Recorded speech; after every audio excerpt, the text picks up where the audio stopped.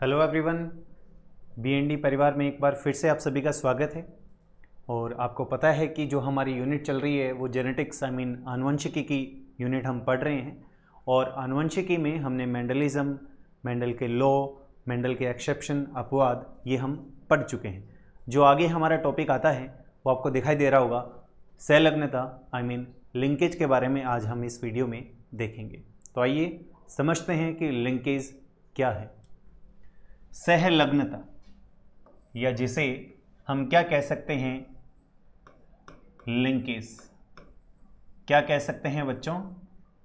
Linkage. Linkage या सहलग्नता का मतलब क्या होता है? सबसे पहले इसकी डेफिनेशन को हम समझना चाहते हैं कि इसका मतलब क्या है। देखिए, जीनों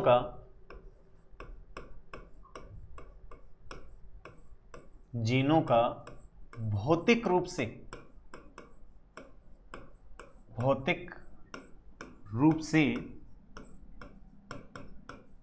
एक ही गुणसूत्र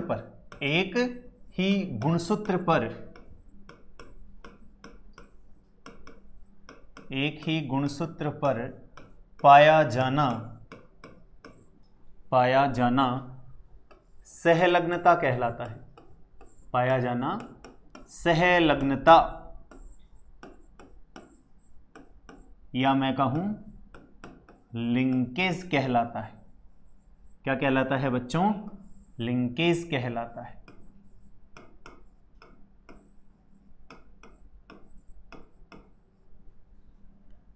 एक ही गुणसूत्र पर जीनों का एक साथ पाया जाना क्या कहलाता है? लिंकेज कहलाता है। मतलब क्या हुआ? इसका मतलब ये हुआ, हम इसे दूसरे शब्दों में इस प्रकार से कह सकते हैं कि लक्षणों की एक साथ वंशागति सहलग्नता के कारण होती है। क्या कह सकते हैं हम? लक्षणों की एक साथ वंशागति सहलग्नता के कारण होती है। हम क्या कहेंगे? दूसरा बिंदु, लक्षणों की वंशागति सहलग्नता के कारण होती है। किसके कारण होती है? सहलग्नता के कारण होती है। सहलग्नता के कारण होती है। ये दो बिंदु हमें याद रखने हैं कि सहलग्नता क्या है। सहलग्नता, मैं वापस फिर से बोल रहा हूं, कि जीनों का भौतिक रूप से एक ही गुणसूत्र पर पाया जाना लिंकेज कहलाता है। और जब लक्षणों की वंशागति पैतृकों से संततियों में होती है तो उसका कारण क्या है? सहलग्नता। और जो लक्षण वंशागत होते हैं उन्हें सहलग्न लक्षण कहते हैं। क्या कहते हैं उन्हें? सहलग्न लक्षण या सहलग्नी लक्षण। और इस घटना को सहलग्नता कह दिया जाता है या कहा जाता है। तो ये चीज़ आपके समझ में आ गई होगी, डेफिनेशन आपके समझ में आ गई होगी कि सहलग्नता क्या होती है। देखिए, शॉर्ट में मैं आपको फिर से याद दिलवा दूं, रिकॉल करवा दूं कि जब हमने डायहाइब्रिड क्रॉस पढ़ा था, द्विसंकर संकरण पढ़ा था मेंडल का, तो उसमें मैंने आपको 9:3:3:3:1 फिनोटाइप डायहाइब्रिड का बताया था। और आपको याद हो तो मैंने वहां पर एक शब्द काम में लिया था कि आप ये याद रखना कि इसमें 9 और 1 वो अनुपात हैं जो पैतृक गुण हैं, पैतृक लक्षण हैं। यानी कि वो क्यों हो रहे हैं। और जो नए आए थे 3-3, 6 आए थे, वो नए थे, वो पैतृकों में नहीं थे, जिन्हें हमने पुनर्संयोजी लक्षण कहा था। और जो प्राप्त हुए थे उन्हें हमने पैतृक संयोजन कहा था। याद है? और मैंने आपको कहा था कि आप इस बात को याद रखिएगा। पैतृक संयोजन अधिक प्राप्त होने का मतलब क्या हो रहा है? पैतृक संयोजन अधिक प्राप्त होने का मतलब है सहलग्नता दिखाई दे रही है, सहलग्नता की घटना घटित हो रही है। क्लियर है? अब क्लियर है। अभी भी हम आगे कुछ एग्जाम्पल्स लेंगे, आपके क्लियर हो जाएगा। लेकिन मैं फिर आपको बता दूं, ये कंसेप्ट क्लियर होगा तब ही ये बातें समझ में आएंगी, अदरवाइज आपको सहलग्नता कभी भी फुल्ली क्लियर नहीं होगी। मैंने बोला क्लियर नहीं, फुल्ली क्लियर करनी हमें कि लिंकेज का मतलब क्या होता है, लिंकेज किस तरह से होती है। क्लियर है? तो ये हमने डेफिनेशन के बारे में बात की कि लिंकेज का मतलब ये होता है। अब बात करते हैं कि लिंकेज को किसने देखा, किसने बताया। तो दो वैज्ञानिक थे, बेटसन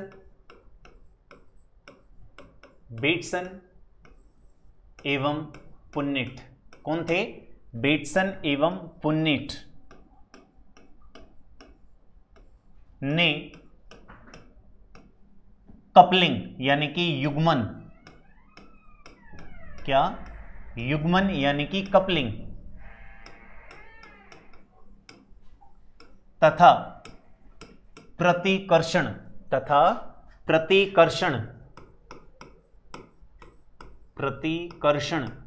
मीन्स रिपल्सन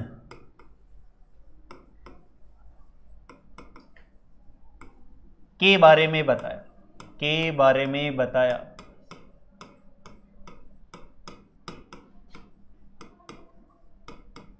देखिए, मैंने ये नहीं कहा कि लिंकेज के बारे में बताया, मैंने बोला कपलिंग और रिपल्सन यानी कि युग्मन तथा प्रतिकर्षण के बारे में बताया। कुछ बच्चों के दिमाग में क्या बात बैठ जाती है कि सहलग्नता जैसा शब्द या सहलग्नता के बारे में बेटसन और पुन्निट ने बताया। बेशक बताया, लेकिन अभी तक उनको खुद को नहीं पता कि वो सहलग्नता के बारे में बता रहे हैं। वो एक नया कंसेप्ट लाते हैं और वो होता है कपलिंग और रिपल्सन। बाद में जब TH. Morgan, Thomas Hunt Morgan आएंगे, वो इन दोनों को ही मिश्रित रूप से क्या कह देंगे? लिंकेज कह देंगे। मतलब उनका कहना या उनका मानना या ये रहेगा कि कपलिंग और रिपल्सन सहलग्नता के ही दो पहलू हैं, एक ही सिक्के के दो पहलू हैं। आगे ये बात समझ में? तो इस चीज़ को याद रखिएगा कि बेटसन और पुन्निट ने जो बताया था वो युग्मन और प्रतिकर्षण के बारे में बताया था, ना कि सहलग्नता के बारे में। बिल्कुल मैं बोल रहा हूँ ये सहलग्नता ही है, लेकिन वो सहलग्नता डिफाइन नहीं कर पाते। सहलग्नता को डिफाइन कौन करते हैं? सहलग्नता वर्ड कौन देते हैं? टी.एच. मॉर्गन। जबकि सहलग्नता शब्द की बात करते हैं हम, सहलग्नता शब्द, सहलग्नता या लिंकेज अगर वर्ड की बात करें, शब्द की बात करें, तो ये शब्द कौन देते हैं? ये देते हैं टी.एच. मॉर्गन। किसने दिया ये शब्द? टी.एच. मॉर्गन ने दिया। और किस पर एक्सपेरिमेंट किए थे इन्होंने जो एक्सपेरिमेंट किए थे, इन्होंने जो अपने प्रयोग किए थे, वो अपने प्रयोग इन्होंने किए थे ड्रोसोफिला पे। किस पे किए थे? ड्रोसोफिला पे। किस पे किए थे इन्होंने? ड्रोसोफिला पे। तो ये चीज़ आप याद रखिएगा कि इन्होंने किस पर प्रयोग किए थे? ड्रोसोफिला पे। क्लियर है? अब दो स्थितियां और देखते हैं। देखिए, कई बार हमें स्थिति कुछ ऐसी देखने को मिल सकती है। देखिए ऐसी, एक ये स्थिति,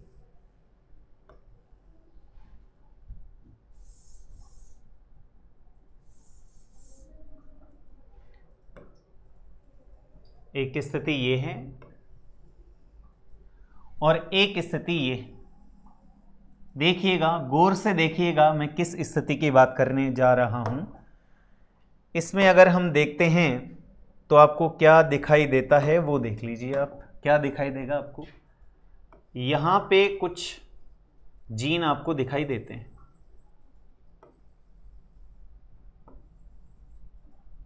ठीक है, और कुछ ऐसी स्थिति में आपको दिखाई देते हैं।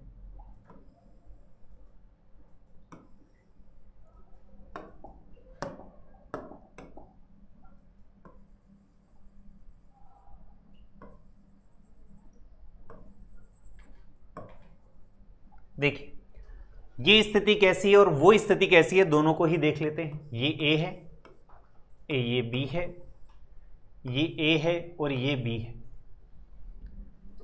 ये ए है, ये बी है, ये ए है और ये बी है।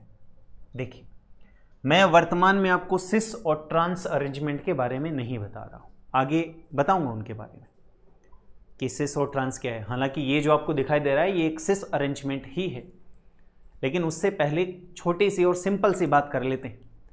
ये व्यवस्था जो दिखाई दे रही है, ये व्यवस्था कारण किसका बनेगी? ये व्यवस्था कारण बनेगी सर सहलग्नता की स्थिति में। सहलग्नता की स्थिति जब आपको देखने को मिलेगी तो वो ये स्थिति आपको देखने को मिलेगी। और इसमें युग्मक जो बनेंगे वो युग्मक यही बनेंगे। कौन से युग्मक बनेंगे? ए बी और ए बी। क्लियर है? ये स्थिति आपको दिखाई देगी। जबकि इसमें देखें तो ये स्वतंत्र अपव्यूहन की स्थिति है। किसकी है? स्वतंत्र अपव्यूहन की स्थिति है, की स्थिति। ये डायग्राम सिर्फ मैं आपका कंसेप्ट क्लियर कराने के लिए बता रहा हूं, सिर्फ कंसेप्ट क्लियर हो कि अगर कोई छोटा मोटा ऐसा क्वेश्चन आ जाए जिसमें डायग्रामेटिक सिचुएशन हो तो हम उसे सोल्व करने की स्थिति में हो। अगर इसको हम देखते हैं तो हमें यहां पर 4 युग्मक दिखाई देते हैं और वो बनेंगे क्यों? क्योंकि ये स्वतंत्र अपव्यूहन की स्थिति है। ये ए इसके साथ आएगा, A A A B B A B B, ये स्थिति हमें देखने को मिलेगी। किसमें? स्वतंत्र अपव्यूहन की स्थिति में और सहलग्नता की स्थिति में। आप खुद समझ सकते हैं। मतलब जब एक गुणसूत्र पर उपस्थित जीन एक साथ वंशागत होते हैं, समूह में वंशागत होते हैं, तो उसे हम सहलग्नता कहते हैं। ऐसा मैं आपको पहले डेफिनेशन में अच्छे तरीके से बता चुका हूं। और ऐसी स्थिति अगर हमें देखने को मिलती है तो ये कौन सी है? ये स्वतंत्र अपव्यूहन की स्थिति है। तो ये बातें क्लियर कर लीजिएगा कि रिपल्सन क्या है, कपलिंग क्या है, और बैटसन पुनेट कौन है, और टीएच मॉर्गन कौन है। क्लियर है? अब हम आगे बढ़ते हैं कुछ सहलग्नता के सिद्धांत के बारे में। अब आप खुद देखिए इन चीज़ों जो हमने अभी तक पढ़ा उनसे हम क्या कंक्लूजन निकाल सकते हैं। हम उनसे ये निष्कर्ष निकाल सकते हैं कि देखिए, अगर हमें पूछा जाए कि सहलग्न लक्षण या सहलग्न समूह कैसे होते हैं, कितने होते हैं, तो आप अच्छे तरीके से याद रख लीजिए, सहलग्न समूहों की संख्या किसके बराबर होती है? अगुणित गुणसूत्रों की संख्या के बराबर होती है। या मैं कहूं कि जो जोड़ों में गुणसूत्र होते हैं उनकी संख्या के बराबर होती है। फॉर एग्जाम्पल अगर आप मटर की बात करते हैं तो मटर में कितने होते हैं? n बराबर 7, 2n बराबर 14। तो 7 सहलग्नी कौन है? समूह हैं। जोड़े कितने हैं? 7। गुणसूत्र 14 हैं लेकिन जोड़े कितने हैं? 7। देखिए, और इन चीज़ों को मैं एक चार्ट के थ्रू मैं आपको बता देता हूं। दूसरी चीज़ आपने नोटिस किया होगा कि एक गुणसूत्र पर यदि जीनों के मध्य की दूरी अधिक होगी तो कभी भी सहलग्नता प्रदर्शित नहीं होगी। यानी कि हम ये कह सकते हैं कि 2 जीनों के मध्य की दूरी व्युत्क्रमानुपाती होती है। किसके? सहलग्नता के। व्युत्क्रमानुपाती का मतलब होता है, इनवर्सली प्रोपोर्शन का मतलब होता है, एक चीज बढ़ेगी तो दूसरी चीज स्वतः ही घट जाएगी। देखिए, इस सहलग्नता सिद्धांत के बारे में कुछ बात करते हैं हम। हमने कहा पहली बात, सहलग्नता दर्शाने वाले लक्षणों के जीन एक ही गुणसूत्र पर स्थित होते हैं। ऐसी ये बात मैंने आपको फर्स्ट स्लाइड में डेफिनेशन में समझा दी। स्वतंत्र अपव्यूहन दर्शाने वाले लक्षणों के जीन अलग अलग जोड़ी के गुणसूत्रों पर स्थित होते हैं। ये देखिए, इसीलिए डायग्राम बनाया था कि आपके समझ में आ जाए। आगे चलते हैं। दूसरा बिंदु आता है, एक गुणसूत्र पर उपस्थित समस्त जीन एक सहलग्न समूह बनाते हैं। एक गुणसूत्र पर उपस्थित, अतः किसी सजीव में सहलग्न समूहों की संख्या, किसकी बात कर रहे हैं? सहलग्न समूहों की संख्या किसके बराबर होगी? गुणसूत्र युग्मों के, या मैं कह दूं कि अगुणित गुणसूत्रों की संख्या के तुल्य होगी। यदि कोई पूछे कि मटर में कितने होंगे तो 7 होंगे। कैसे होंगे? अभी एक चार्ट के थ्रू बताते हैं।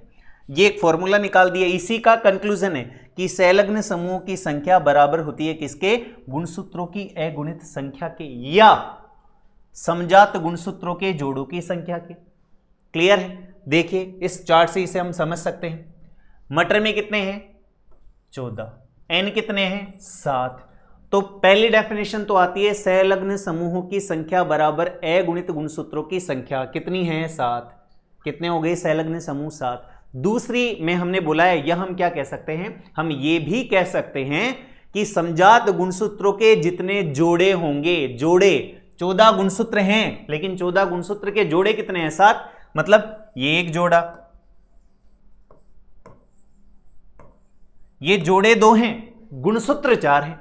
तो इसी प्रकार से गुणसूत्र तो 14 हैं लेकिन जोड़े कितने हैं? 7। तो कान कैसे भी पकड़ लीजिए, या तो आप कह दीजिए अगुणित गुणसूत्रों की संख्या के बराबर, या आप यूं कह दीजिए कि समजात गुणसूत्रों के जोड़ों की संख्या के बराबर। आंसर वही आएगा। आगे बात समझ में? और ये किस पर एप्लीकेबल है ये भी ध्यान रखिएगा, ये केवल और केवल यूकैरियोट्स पर ही एप्लीकेबल है। प्रोकैरियोट्स पर यह फॉर्मूला लागू नहीं होता। उन पर सहलग्न समूहों की संख्या आएगी 1, क्योंकि डीएनए कितना? एक, ये आप अच्छे तरीके से इसे याद रखिएगा कि ये सिर्फ किस पर लागू होती है, यूकैरियोट्स पर, या मैं इसी में मेंशन कर दूं कि ये किस पर लागू होता है, ये केवल और केवल यूकैरियोट्स पर लागू होती है। ये बात यूकैरियोट्स में, प्रोकैरियोट्स में लागू नहीं होगी, याद रखिएगा। क्लियर है? आगे चलते हैं, ये चार्ट हो गया, आगे देखते हैं। ये देखिए इस स्लाइड में भी है, प्रोकैरियोट में केवल एक सहलग्न समूह पाया जाता है क्योंकि इनमें केवल एक डीएनए का अणु पाया जाता है, अतः डीएनए पर पाई जाने वाली सभी जीन एक सहलग्न समूह बनाती। क्लियर है? आगे देखते हैं। सहलग्नता रेखीय होती है, गुणसूत्र पर जीन रेखीय क्रम में व्यवस्थित होते हैं। बिल्कुल, कैसे व्यवस्थित होते हैं? रेखीय क्रम में व्यवस्थित होती है। ये हम जीन मैपिंग पढ़ेंगे तब भी हमें इसका आंसर मिल जाएगा कि गुणसूत्रों पर जीन रेखीय लीनियर अरेंज होते हैं। सहलग्नता की सामर्थ्य मैं आपको बता चुका हूं। सहलग्नता की सामर्थ्य इनवर्सली प्रोपोर्शनल टू, या प्रोपोर्शनल 1/, जीनों के मध्य की दूरी। मैं इसको 1/, इनवर्सली मतलब ये व्युत्क्रमानुपाती का सिंबल है, ध्यान रखिएगा। मैं इसको यहां लिख के जीनों के मध्य दूरी भी लिख सकता हूं, गलत नहीं है। मतलब क्या हुआ, यदि किसी गुणसूत्र पर जीनों के मध्य दूरी बढ़ती है तो सहलग्नता क्या हो जाएगी? कम हो जाएगी। और अगर किसी गुणसूत्र पर जीनों के मध्य की दूरी कम है तो सहलग्नता बढ़ जाएगी। क्लियर है? नेक्स्ट, और ये देखिए, ये जो हमने बोला है वो ये ही स्टेटमेंट है। क्लियर है? अब इसके रिवर्स में क्या होगा? अगर सहलग्नता नहीं होगी तो क्या होगा? क्रॉसिंग ओवर, जीन विनिमय। जीन विनिमय क्या है? सहलग्नता कंप्लीट करने के बाद इसी वीडियो में हम क्रॉसिंग ओवर या जीन विनिमय को अच्छे से देखेंगे। अभी इधर ही बने रहिए आप। आगे देखते हैं। आगे देखने पर हमें क्या मिलता है कि किसी भी द्विसंकर पादप में सहलग्न जीन की व्यवस्था दो प्रकार की होती है, एक सिस और एक ट्रांस। एक सिस और एक ट्रांस, एक सिस और एक ट्रांस। दूसरी तीसरी स्लाइड में मैंने आपको सहलग्नता और स्वतंत्र अपयूहन जब समझाया था तो उसमें मैंने सिस बनाई थी। आपको क्या लगता है इस डायग्राम को देखिए, आपको क्या दिखाई देता है? इस डायग्राम को देखने पर हमें यह चीज दिखाई देती है कि समयुग्मजी प्रभावी एक पर है और समयुग्मजी अप्रभावी एक पर है। आगे बात समझ में? और अगर हम इस डायग्राम को देखें तो इसमें दिखाई देता है, क्या दिखाई दे रही है? ना तो समयुग्मजी मतलब एक प्रभावी है और एक अप्रभावी है, अलग अलग गुणसूत्रों पर है। तो देखिए पहले हम किसको देखते हैं? सिस को। देखिए किसी द्विसंकर पादप में जीन की व्यवस्था दो प्रकार से हो सकती है। पहले है सिस व्यवस्था, जब दोनों प्रभावी जीन एक गुणसूत्र पर, दोनों अप्रभावी जीन दूसरे गुणसूत्र पर स्थित हो। दिखाई दे रहे हैं? दोनों प्रभावी एक पर हैं, दोनों अप्रभावी दूसरे पे हैं, तो ऐसी व्यवस्था को हम सिस व्यवस्था कहते हैं। और ये याद रखिएगा, ये व्यवस्था रियल वास्तविक व्यवस्था होती है। ये कैसी होती है? वास्तविक, रियल होती है, ओरिजिनल होती है। और सिस व्यवस्था निम्न प्रकार से दर्शाई जा सकती है आपके सामने। और युग्मक जो दो बनेंगे वो दो बनेंगे, ए बी और कैपिटल ए बी और स्मॉल ए बी। और ये मैं आपको स्टार्टिंग में भी बता चुका हूं। क्लियर है? क्लियर है? अब हम बात करेंगे किसकी? ट्रांस व्यवस्था की। किसकी बात करेंगे हम? ट्रांस व्यवस्था की। और मैं आपको फिर बोल दूं, सिंपल हैं दोनों व्यवस्थाएं। अभी मैं इन व्यवस्था पे आपको बेसिक क्रॉस करवाऊंगा। अगर वो क्रॉस क्लियर नहीं हुआ ना, वो क्रॉस तभी क्लियर होगा जब ये व्यवस्था क्लियर हो। छोटी सी बात है, आपको याद करने की आवश्यकता मेरे हिसाब से तो नहीं है कि अगर समयुग्मजी प्रभावी एक ही गुणसूत्र पर हैं और समयुग्मजी अप्रभावी एक ही मतलब दूसरे गुणसूत्र पर हैं, तो ऐसी स्थिति सिस व्यवस्था कहलाएगी। और अगर ऐसी व्यवस्था आपको देखने को मिलती है कि जब एक गुणसूत्र पर एक तो हो प्रभावी और एक हो अप्रभावी, और ऐसी ही व्यवस्था दूसरे गुणसूत्र पर आपको देखने को मिले, तो इस व्यवस्था को कहते हैं ट्रांस व्यवस्था, ट्रांस अरेंजमेंट। क्लियर है? और इसमें भी युग्मक दो ही बनेंगे, ए बी और स्मॉल ए कैपिटल बी। तो इस चीज को आप याद रखिएगा कि सिस क्या है और ट्रांस क्या होता है।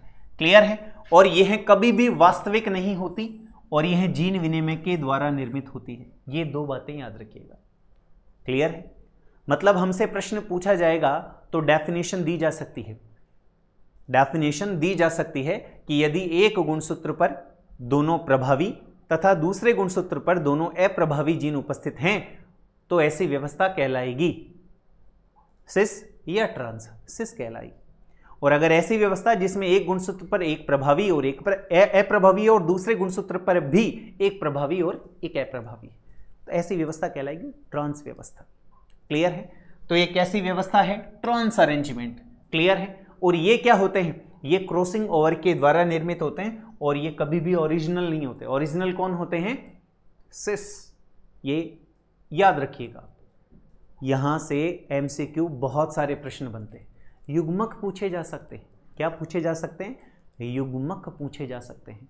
आपको दो दो के सेट दे दिए जाएं, ऊपर प्रश्न में लिख दिया जाए कि निम्न में से कौन से युग्मक सिस व्यवस्था का परिणाम है। कुछ नहीं पूछा ना उसने, और बहुत सिंपल, बहुत आसान प्रश्न है। बस ऐसी भाषा देखकर हम घबरा जाएंगे। क्या पूछेगा वो? निम्न में से कौन से युग्मक सिस व्यवस्था का परिणाम है, या कौन से युग्मक ट्रांस व्यवस्था का परिणाम है। आप खुद सोचिए कितनी आसान बात है, और हम इतना इस पे प्रेशराइज कर रहे हैं, दबाव बना रहे हैं। वो इसलिए बना रहे हैं क्योंकि बच्चे इस पर ध्यान नहीं देते, और प्रश्न जब आता है ना तब हाथ से निकलता है।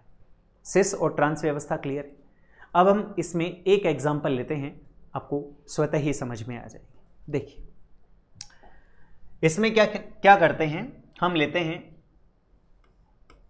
बी बी एल एल, एक लेते हैं B B L L. B represent किसको कर रहा है? बी रिप्रेजेंट कर रहा है ब्लू फ्लावर को, ब्लू नीले पुष्प। किसको कर रहा है भाई? नीले पुष्प। एंड लॉन्ग पोलन, लंबे परागकण, लॉन्ग पोलन या लंबे परागकण, ये तो इसको रिप्रेजेंट कर रहा है। क्लियर है? और ये किसको रिप्रेजेंट कर रहा है? ये कर रहा है red flower, red flower and ये कैसे हैं? लॉन्ग, लंबे, और ये कैसे हैं? Round, round pollen. जल्दबाजी में छोटे मत लिख दीजिएगा, गोल परागकण। क्लियर है? अब आप ये क्या है, इसको देखकर आपको लगता है ना कि ये सिस व्यवस्था की ही एग्जाम्पल है, ट्रांस की नहीं है। ट्रांस की होती तो क्या होती? देख लीजिए, अब आप यहीं पर देख लीजिए। ट्रांस की होती ना तो कुछ ऐसी स्थिति हमें देखने को मिलती, और इसमें क्या देखने को मिलती? ये याद रख लीजिए।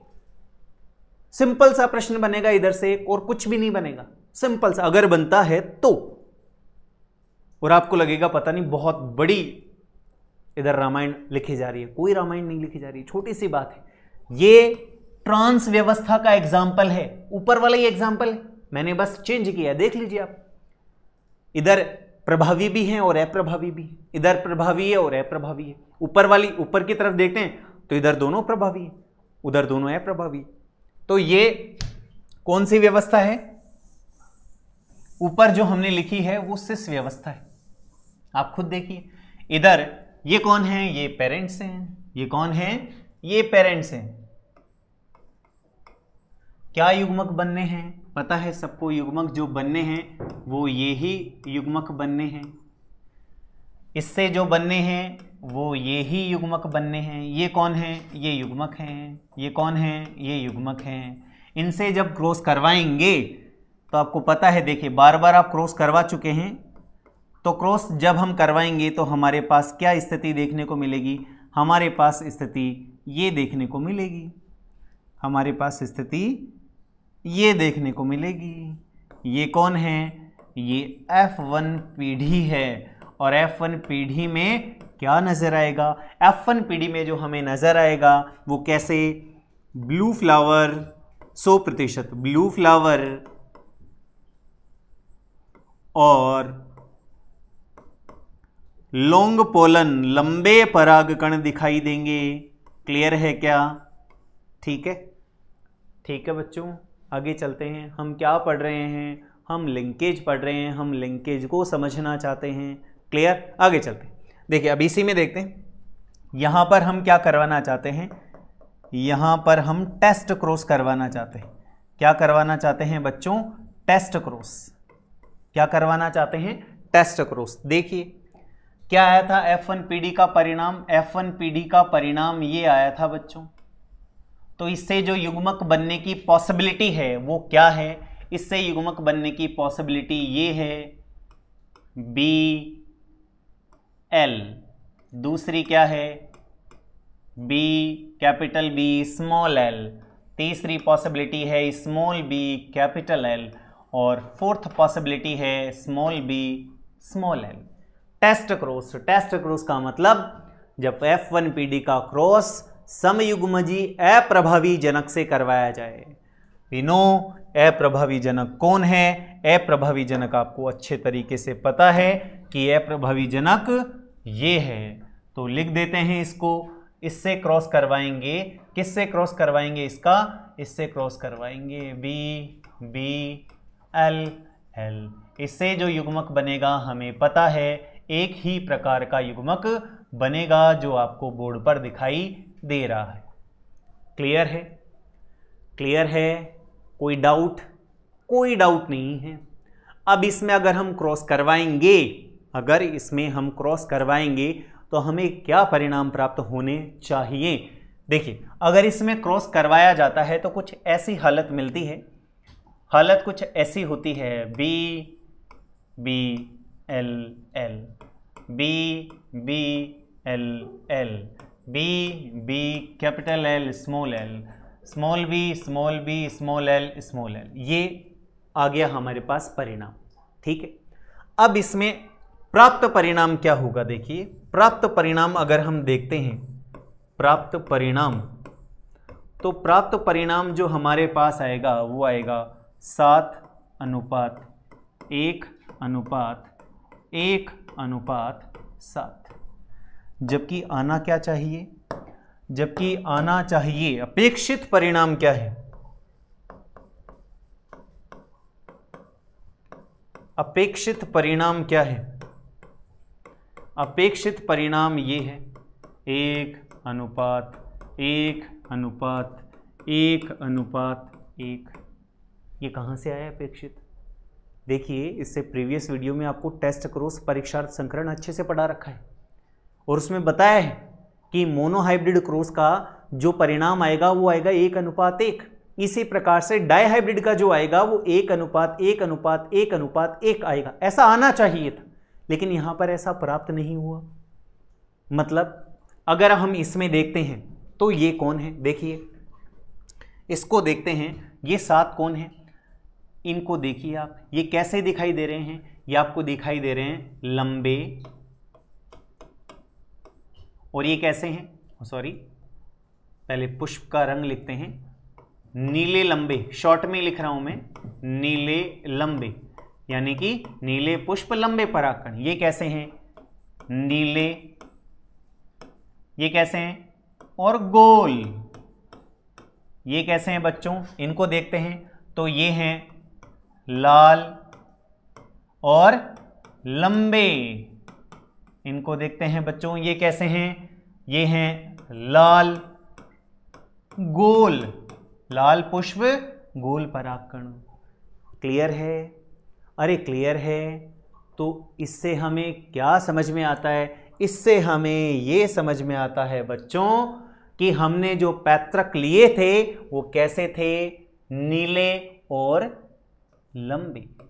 इधर कैसे थे, लाल और गोल, नीले लंबे लाल गोल। क्या, नीले लंबे लाल गोल, नीले लंबे लाल गोल हैं, दिखाई दे रहे हैं। इनको देखते हैं नीले गोल लाल लंबे, ये तो पैतृक थे ही नहीं। पैतृक कौन है, पैतृक इधर है, पैतृक इधर है। मतलब इससे हमें ये पता चलता है कि इस क्रॉस में हमें जो पैतृक संयोजन होते हैं उनका प्रतिशत अधिक देखने को मिलता है, उनका प्रतिशत अधिक देखने को मिलता है। मतलब ये अधिक प्रतिशत क्यों प्राप्त हुआ, वो इसलिए प्राप्त हुआ कि पैतृकों में उपस्थित जो लक्षण थे वो सहलग्न लक्षण हैं, वो एक साथ संतति में प्रवेश कर गए। इसलिए अब आप कहेंगे ये एक एक क्या है, ये पुनर्संयोजी लक्षण है। मतलब क्रॉसिंग ओवर तो हुआ है लेकिन कम हुआ है। क्या हुआ है, क्रॉसिंग ओवर हुआ है लेकिन क्या है, कम है। रिकॉम्बिनेशन हुआ है लेकिन कम है। एक चीज और याद रखिएगा, मैं आगे भी बता दूंगा, रिकॉम्बिनेशन की जो फ्रीक्वेंसी है, आवृत्ति होती है, कभी भी 50% से अधिक नहीं होती है। कितने से नहीं होती, 50% से अधिक नहीं होती है, उससे कम ही होती है। अभी इसको हम आगे निकालेंगे, मैं आपको एक फॉर्मूला बताऊंगा, उससे हम ये सब निकाल लेंगे। वो फॉर्मूले हमें याद रखने अगर उस पर बेस कोई प्रश्न आ जाए तो। क्लियर है? ये बात आपके समझ में आ गई होगी आई होप। अगर फिर भी समझ में नहीं आई तो आपके पास एक ही ऑप्शन है और वो ऑप्शन है वीडियो को बैक जाकर देखिएगा। क्लियर है? मैंने बड़ी आसान भाषा में, आसान शब्दों में आपको समझाया है कि हमने क्रॉस करवाया। क्रॉस करवाने में कोई दिक्कत नहीं होनी चाहिए आज। तो क्रॉस करवाने पर हमने जो परिणाम आया फन पीढ़ी में उसका टेस्ट क्रॉस करवाया। टेस्ट क्रॉस क्या होता है आपको पता है?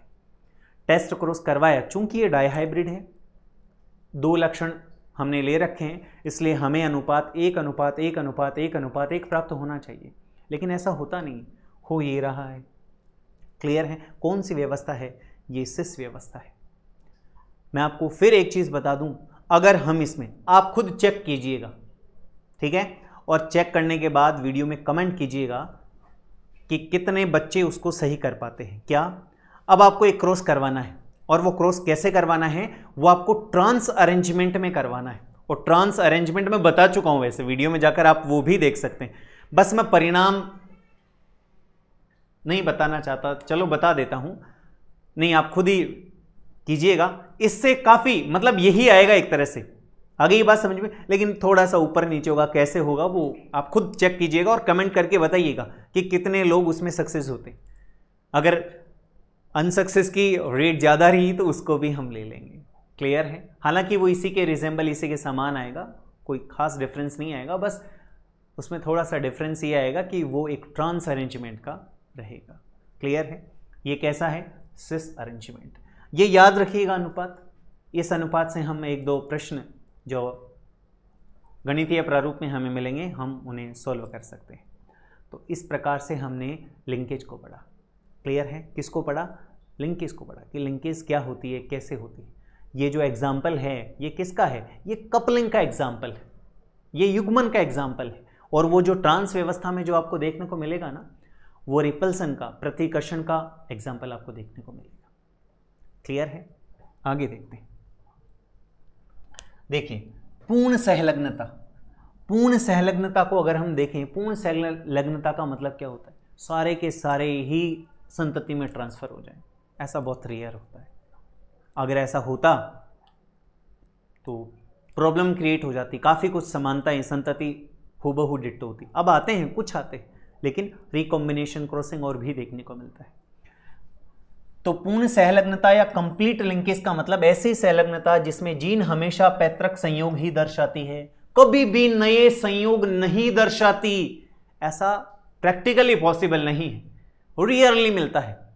वो मिलेगा, मैं अब ये बता देता हूं आपको, नहीं बनाती। अतः यहां पर क्रॉसिंग ओवर 0 होता है, अनुपस्थित होता है। ऐसी जीन गुणसूत्रों पर बिल्कुल पास पास स्थित होती है। इस प्रकार की सहलग्नता सामान्यतः पाई नहीं जाती, या मैं कहूं रियरली मिलती है। एग्जाम्पल नर ड्रोसोफिला और मादा रेशम कीट। आगे ये बात समझ में, ये याद रखिएगा, पूर्ण सहलग्नता का मतलब ही ये हुआ कि सारे के सारे linkage group, linkage character transmit हो जाएं, किसमें? प्रोजेनी में, संतति में। रिकॉम्बिनेशन बने ही नहीं। ऐसी स्थिति में पैतृक लक्षण हूबहू संतति में दिखाई देंगे। ऐसा प्रैक्टिकली नहीं होता, आई मीन रियली देखने को मिलेगा। व्यवहारिक तौर पर इतना अधिकांश मात्रा इसके देखने को नहीं मिलती कि कंप्लीट लिंकेज देखने को मिले। इनकम्प्लीट लिंकेज सामान्यतः देखने को मिलता है, जिसमें सहलग्नता के साथ साथ क्या दिखाई देते हैं? रिकॉम्बिनेशंस भी दिखाई देते हैं। देखिए, पूर्ण सहलग्नता हो गई। अपूर्ण सहलग्नता की बात करते हैं। इस प्रकार की सहलग्नता में पैतृक संयोग के साथ साथ नए संयोग, मैंने पहले ही बोला था आपसे, लेस देन 50%, 50% से कम होंगे, संयोग भी बनते हैं। नए संयोग क्रॉसिंग ओवर के कारण बनते हैं। नए संयोग जो बनते हैं वो जीन विनिमय के कारण बनते हैं, और जीन विनिमय क्या है उसको हम अभी चेक कर लेंगे। क्लियर है? तो सहलग्नता जैसा बिंदु हमारा क्लियर होना चाहिए। इसमें जो महत्वपूर्ण बातें हैं, ड्रोसोफिला कौन है, टीएच मॉर्गन कौन है, बैट्सन पुनेट कौन है, युग्मन का मतलब क्या है, प्रतिकर्षण का मतलब क्या है, कपलिंग और रिपल्सन की बात कर रहा हूं मैं। सहलग्नता से संबंधित, सिद्धांत से संबंधित हमें कुछ बातें पता होनी चाहिए, यानी कि सहलग्नता समूह बराबर अगुणित गुणसूत्रों की संख्या, सहलग्नता सामर्थ्य इन्वर्सली प्रोपोर्शनल यानी कि व्यतक्रमानुपाती होती है जीनों के मध्य की दूरी के। ये चीज़ें हमें पता होनी चाहिए। आगे देखते हैं। आगे देखिए, लिंकेज वैल्यू अगर आपको निकालनी है तो कैसे निकालेंगे? लिंकेज वैल्यू हमें निकालनी है तो 100 में से क्रॉसिंग ओवर वैल्यू माइनस कर देंगे। Linkage value is equals to 100 minus crossing over value. अब फिर प्रॉब्लम आ गई कि क्रॉसिंग ओवर वैल्यू कैसे निकालें हम? उसका एक फार्मूला है। क्रॉसिंग ओवर वैल्यू का फार्मूला है नंबर ऑफ न्यू रिकॉम्बिनेशन यानी कि नए पुनर्संयोजियों की संख्या बटे कुल संतति गुणा 100। क्लियर? अब जैसे देखिए, अभी अभी फिलहाल आपने निकाला है क्या, अभी एक क्रॉस करवाया था, उसका जो अनुपात हमें प्राप्त हुआ था 7:1:1:7, ऐसा मैं पीछे पढ़ा चुका हूं, इसीलिए पढ़ाया था वो। आगे ही बात समझ में? अगर उसको मैं आपको बता दूंगी, अगर आप ट्रांस में करेंगे तो यही 1:7:7:1 प्राप्त होगा। कीजिएगा आप। क्लियर है? इसको देखते हैं। तो मैंने कहा था, क्या कहा था कि ये पैतृक संयोजन है, ये पैतृक संयोजन है और ये दोनों पुनर्संयोजी संयोजन है। ये कौन से हैं? पुनर्संयोजी। क्लियर है? और ये कौन है? पैतृक। ये कौन है? पैतृक। ये कौन है? पैतृक। तो हम क्या निकालना चाहते हैं? हम क्रॉसिंग ओवर वैल्यू निकालना चाहते हैं। हम जीन विनिमय वैल्यू निकालना चाहते हैं।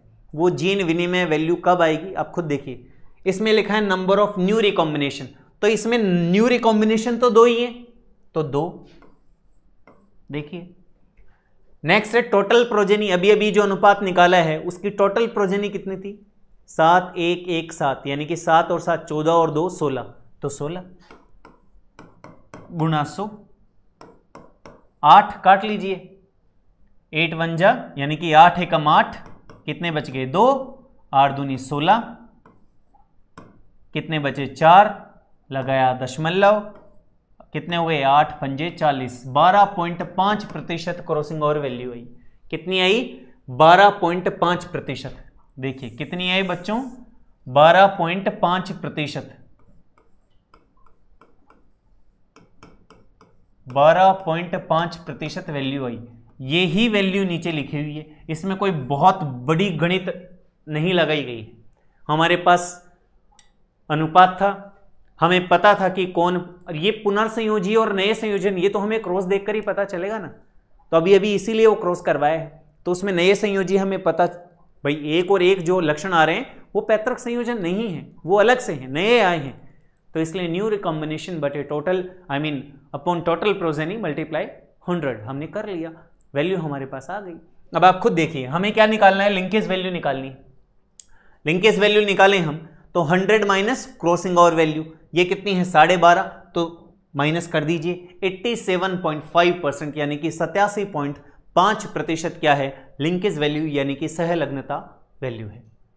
बड़ा आसान था निकालना। क्रॉसिंग ओवर वैल्यू निकालना और लिंकेज वैल्यू निकालना बड़ा आसान है। और दोनों को याद रखिएगा, लिंकेज वैल्यू का मतलब होता है 100 माइनस क्रॉसिंग ओवर वैल्यू, और क्रॉसिंग ओवर वैल्यू अगर हमें निकालनी है तो क्रॉसिंग ओवर वैल्यू में हमें निकालना पड़ेगा पुनर्योजी की संख्या बटे कुल संतति की संख्या गुणा 100। क्लियर है? आसान है, बहुत आसान है। कोई भी अनुपात दिया जाए हम उसमें निकाल सकते हैं कि सहलग्नता का वैल्यू कितना है और जीन विनिमय का वैल्यू कितना है। क्लियर है? आप देख लीजिए, अच्छे से समझ लीजिए, बड़ा आसान है। मैं पीछे भी समझा चुका हूं डाइहाइब्रिड में भी, इसीलिए मैंने आपको पिछले वीडियो से मैं पुनर्संयोजी जैसा शब्द काम में ले रहा हूं और पैतृक संयोजन जैसा शब्द काम में ले रहा हूं कि अचानक से ये दोनों शब्द आपके सामने आए तो कोई आपको सरप्राइज ना हो कि पैतृक संयोजन का मतलब क्या होता है और नए पुनर्संयोजी का मतलब क्या होता है। आगे चलते हैं। देखिए लिंकेज वैल्यू को अगर हम देखते हैं तो लिंकेज वैल्यू एंड क्रॉसिंग और वैल्यू का उपयोग जीन मैपिंग में किया जाता है। कैसे किया जाता है मैं भी आपको बता दूंगा। जीन मैपिंग में किया जाता है। लिंकेज को प्रभावित करने वाले कारकों में देखें तो सामान्यतः नर जीवों में सहलग्नता क्या पाई जाती है? अधिक पाई जाती है। किसमें देखने को मिलेगी? नर जीवों में सहलग्नता अधिक देखने को मिलती है। जीन के बीच की दूरी सहलग्नता के व्यत क्रमानुपाती होती है, ये हम पीछे भी बात कर चुके हैं। जीन की स्थिति टीलोमियर और सेंट्रोमियर स्थल पर पाए जाने वाले जीनों के बीच सहलग्नता अधिक होती है, क्योंकि इन स्थलों पर जीन अधिक पास पास स्थित होते हैं। ये टीलोमियर और सेंट्रोमियर क्या होते हैं? ये गुणसूत्र है, तो ये टीलोमियर है। ये कौन है? टीलोमियर है। और ये कौन है? सेंट्रोमियर है। तो ये दो ऐसे स्थान होते हैं जहां पर जीन पास पास स्थित होते हैं, तो यहां पर सहलग्नता की जो प्रोबेबिलिटी होती है, संभावना होती है, अधिक होती है। तापक्रम बढ़ने पर भी सहलग्नता कम हो जाती है। क्लियर है? सिग्निफिकेंस देखें तो इसके कारण लक्षणों की शुद्धता बनी रहती है या जनिकीय लक्षण स्थिर बने रहते हैं। किसके कारण? लिंकेज के कारण। ध्यान रखिएगा, क्रॉसिंग ओवर के कारण ऐसा नहीं होगा। क्रॉसिंग ओवर के कारण नए लक्षण आएंगे, उद्विकास होगा। क्या होगा? उद्विकास होगा। तो याद रखिएगा कि ऐसा कोई प्रश्न, ऐसा कोई कथन, ऐसा कोई स्टेटमेंट आ जाए जिसमें पूछ लिया जाए कि कौन निम्न में से कौन सी घटना जनिकीय लक्षण के स्थिर बनने का कारण होती है, या ऐसे कौन सी घटना है जिसमें पैतृक संयोजन अधिक प्राप्त होते हैं, तो पैतृक संयोजन जैसा शब्द काम में नहीं लेगा। अगर उसे क्वेश्चन को थोड़ा रोचक बनाना है तो जनिकीय लक्षण जैसे शब्द काम में लेगा। कई बार हम देखिए शब्द की मतलब दिमाग में नहीं होने के कारण क्वेश्चन गलत कर देते हैं। वो प्रश्न में कौन से शब्द काम में लेगा? निम्न में से कौन सी घटना है जिसके कारण संतति में जनिकीय लक्षण अधिक प्राप्त होते हैं? सहलग्नता। कौन सी है वो? सहलग्नता। आगे देखते हैं। देखिए, अब बात आती है किसकी? जीन विनिमय की। जीन विनिमय मतलब क्रॉसिंग ओवर। जीन विनिमय मतलब crossing over. Crossing over, crossing over या जीन विनिमय। जीन विनिमय का मतलब क्या होता है?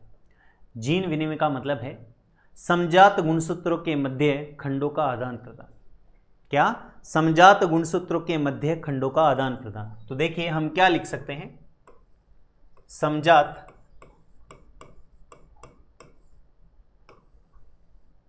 गुणसूत्रों के मध्य,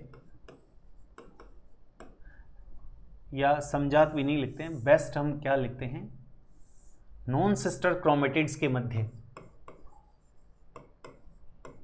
नॉन सिस्टर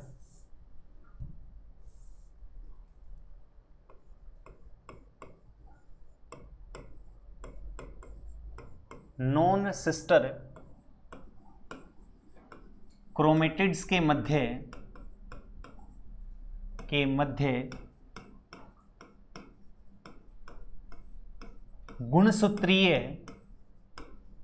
गुणसूत्रीय खंडों का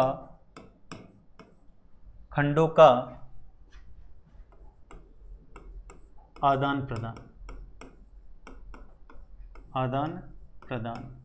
क्या कहलाता है? आदान प्रदान जीन विनिमय या क्रॉसिंग ओवर कहलाता है।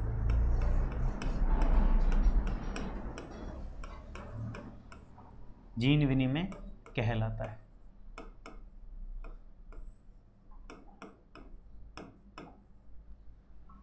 क्लियर है? क्या कहलाता है? जीन विनिमय कहलाता है।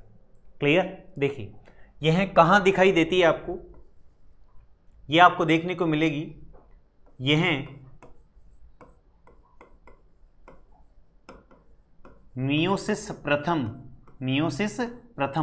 अर्थात अर्धसूत्री विभाजन प्रथम की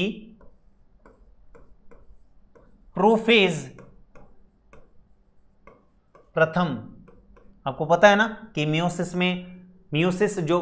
होता है वो दो में बांटा जा सकता है, अर्धसूत्री विभाजन प्रथम और अर्धसूत्री विभाजन द्वितीय। और जो अर्धसूत्री विभाजन प्रथम होता है वो प्रोफेज प्रथम, मेटाफेज प्रथम, एनाफेज प्रथम और टेलोफेज प्रथम में विभेदित होता है। इसी प्रकार से वो द्वितीय में विभेदित होता है। तो इसकी भी कौन सी? प्रोफेज प्रथम। और आपको ये भी पता होगा, हम सेल डिवीजन पे भी जल्दी वीडियो लेके आएंगे, तो प्रोफेज फर्स्ट भी किस में बटी होती है? LZPDD। किस में वो डिवाइडेड होती है? LZPDD, leptotene, zygotene, pachytene, diplotene and diakinesis.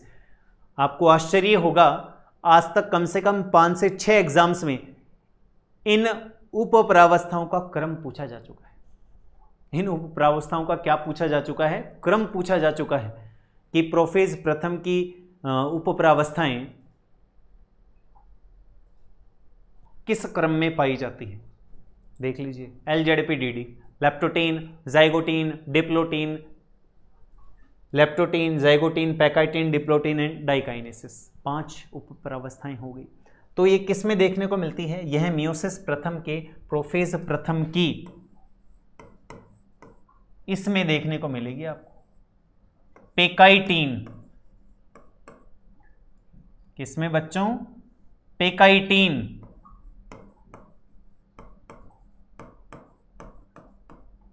पेकाइटीन उपप्रावस्था में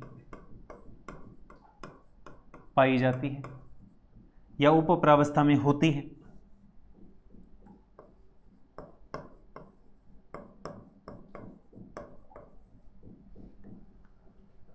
देखिए, इस घटना को हम समझते हैं कैसे होती है, ये घटना घटित कैसे होती है। देखिए, 2 आपके पास क्रोमोसोम्स हैं, देखिए किस तरह से हैं।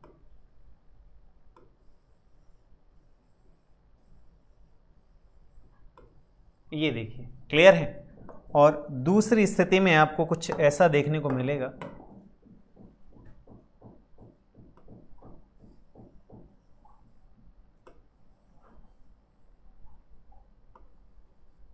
ये क्या है आपके पास? ये 1 और ये 2, ये 2 और ये है 1। ये क्या है? ये समजात गुणसूत्र हैं। ये क्या हैं? समजात गुणसूत्र हैं। क्लियर? ये दोनों कौन है? देखिए, मैं अगर इन दोनों को कहूं, ये कौन है? ये नॉन सिस्टर क्रोमेटिड है। क्रोमेटिड जानते हैं ना आप? अर्ध गुणसूत्र को क्रोमेटिड कहा जाता है, क्रोमेटिड। ठीक, इनमें क्या स्थिति आपको देखने को मिलती है वो देखिए। स्थिति कुछ ऐसी दिखाई देती है हमें। सर्वप्रथम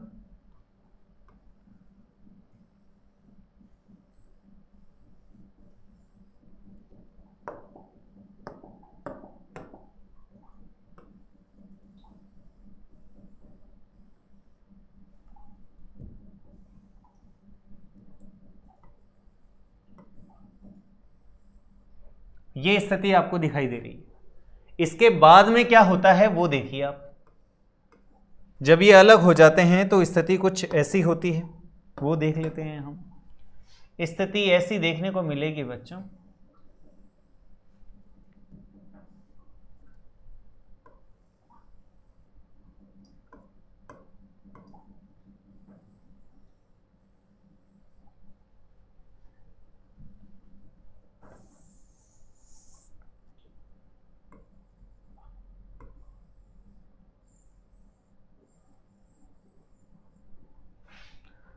दूसरी जो स्थिति हमें देखने को मिलेगी वो कैसी होगी वो भी देख लेते हैं।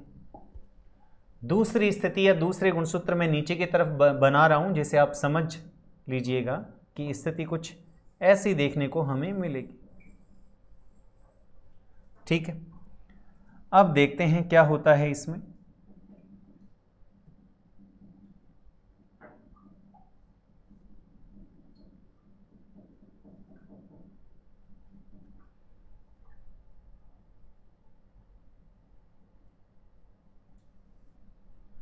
हमें जब स्थिति अब देखने को मिलती है तो वो ऐसी देखने को मिलती है।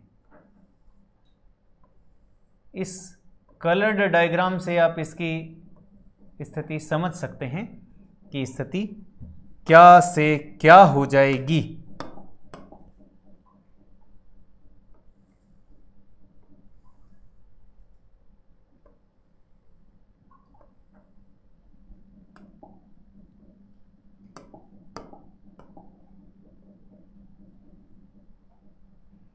ये देखिए,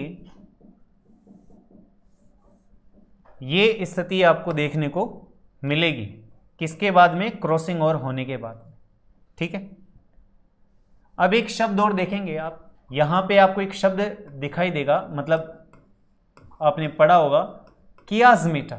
ये कियाज्मेटा क्या है? जहां पर ये स्पर्श करते हैं उसे कियाज्मेटा कहते हैं। उसे क्या कहते हैं? कियाज्मेटा, कियाज्मेटा, ये भी याद रखिएगा कि कियाज्मेटा क्या होते हैं। क्लियर है? तो हमने क्या देखा? हमने देखा कि ये दो क्रोमोसोम्स इधर इस स्थिति में होते हैं, जब ये पास पास आते हैं तो पास पास आने के बाद ये आकर्षण के कारण एक दूसरे के काफी नजदीक आ जाते हैं। आकर्षण इतना अधिक होता है कि ये इतने नजदीक आ जाते हैं और उस नजदीकी के कारण, ये आकर्षण बढ़ने के कारण इनमें तनाव उत्पन्न होता है और तनाव होने से ये टूट जाते हैं और टूटकर वापस जुड़ जाते हैं, टूटकर वापस जुड़ जाते हैं। इनको याद रखिएगा, इन वर्ड्स को। भी मैं इन वर्ड्स के बेस पे एक पॉइंट और बता दूंगा, वापस जुड़ जाते हैं। क्लियर है? या मैं इसे यूं कह दूं कि नॉन सिस्टर क्रोमेटिड्स के मध्य, नॉन सिस्टर क्रोमेटिड्स के मध्य गुणसूत्रीय खंडों का क्या होता है? आदान प्रदान होता है। क्या होता है? गुणसूत्रीय खंडों का आदान प्रदान होता है। इसी को क्या कहते हैं? जीन विनिमय। क्या इसके गुणसूत्रीय खंड इसमें नहीं गए? क्या इसके गुणसूत्रीय खंड इसमें नहीं गए? तो दोनों ने क्या किया है? एक्सचेंज ऑफ क्रोमोसोमल सेगमेंट्स, यानी कि गुणसूत्रीय खंडों का आपस में आदान प्रदान किया है। इसी घटना को क्या कहते हैं? इसी घटना को क्या कहते हैं? इसी घटना को क्रॉसिंग ओवर या जीन विनिमय कहते हैं। प्रकार देखेंगे, सब देखेंगे। क्या कहते हैं इसे? जीन विनिमय कहते हैं। कियाज्मेटा की संख्या, गुणसूत्र की लंबाई, ये सभी इसको प्रभावित करेंगे। किसको? जीन विनिमय की घटना को। किस तरह से करेंगे अभी देखेंगे, वर्तमान में आप इसे समझ लीजिए। क्लियर है? इसी के बेस पे ये जो घटना हुई जिसमें आकर्षण हुआ, तनाव बढ़ा, टूट गए, वापस जुड़ गए, जिसे मैं क्या कह सकता हूं? जिसे मैं ये कह सकता हूं कि ये ब्रेकेज। क्या बच्चों? Breakage, breakage and reunion theory. क्या कह सकता हूं? Breakage and reunion theory. बस ये वर्ड बताना था, इसलिए मैंने वो परिभाषा आपके सामने बोली थी। Breakage and reunion theory. Breakage and reunion theory जो आती है वो किसने दी थी? C.D. डार्लिंगटन। किसने दी थी बच्चों? C.D. डार्लिंगटन ने। किसने दी थी? C.D. डार्लिंगटन ने। किसने दी थी बच्चों? C.D. डार्लिंगटन ने। कौन सी? Breakage and reunion theory. Breakage हुआ, टूटे, इसमें टूटने के बाद वापस में यूनाइटेड मतलब युग्मित हो गए, जुड़ गए, बिल्कुल जुड़ गए। इसलिए इस थ्योरी को बोला गया breakage and reunion theory. Clear है? क्रॉसिंग ओवर को आणविक, देखिए मैं जो बोल रहा हूं उसे समझने की कोशिश कीजिएगा। क्रॉसिंग ओवर को, जीन विनिमय को आणविक स्तर पर रिकॉम्बिनेशन कहा जा सकता है। क्या कहा जा सकता है? रिकॉम्बिनेशन, पुनर्संयोजन कहा जा सकता है। मैं लिख देता हूं, जीन विनिमय को, जीन विनिमय को, जीन विनिमय को आणविक स्तर पर, आणविक स्तर पर रिकॉम्बिनेशन, रिकॉम्बिनेशन अर्थात पुनर्संयोजी, क्या कह सकते हैं? और पुनर्संयोजी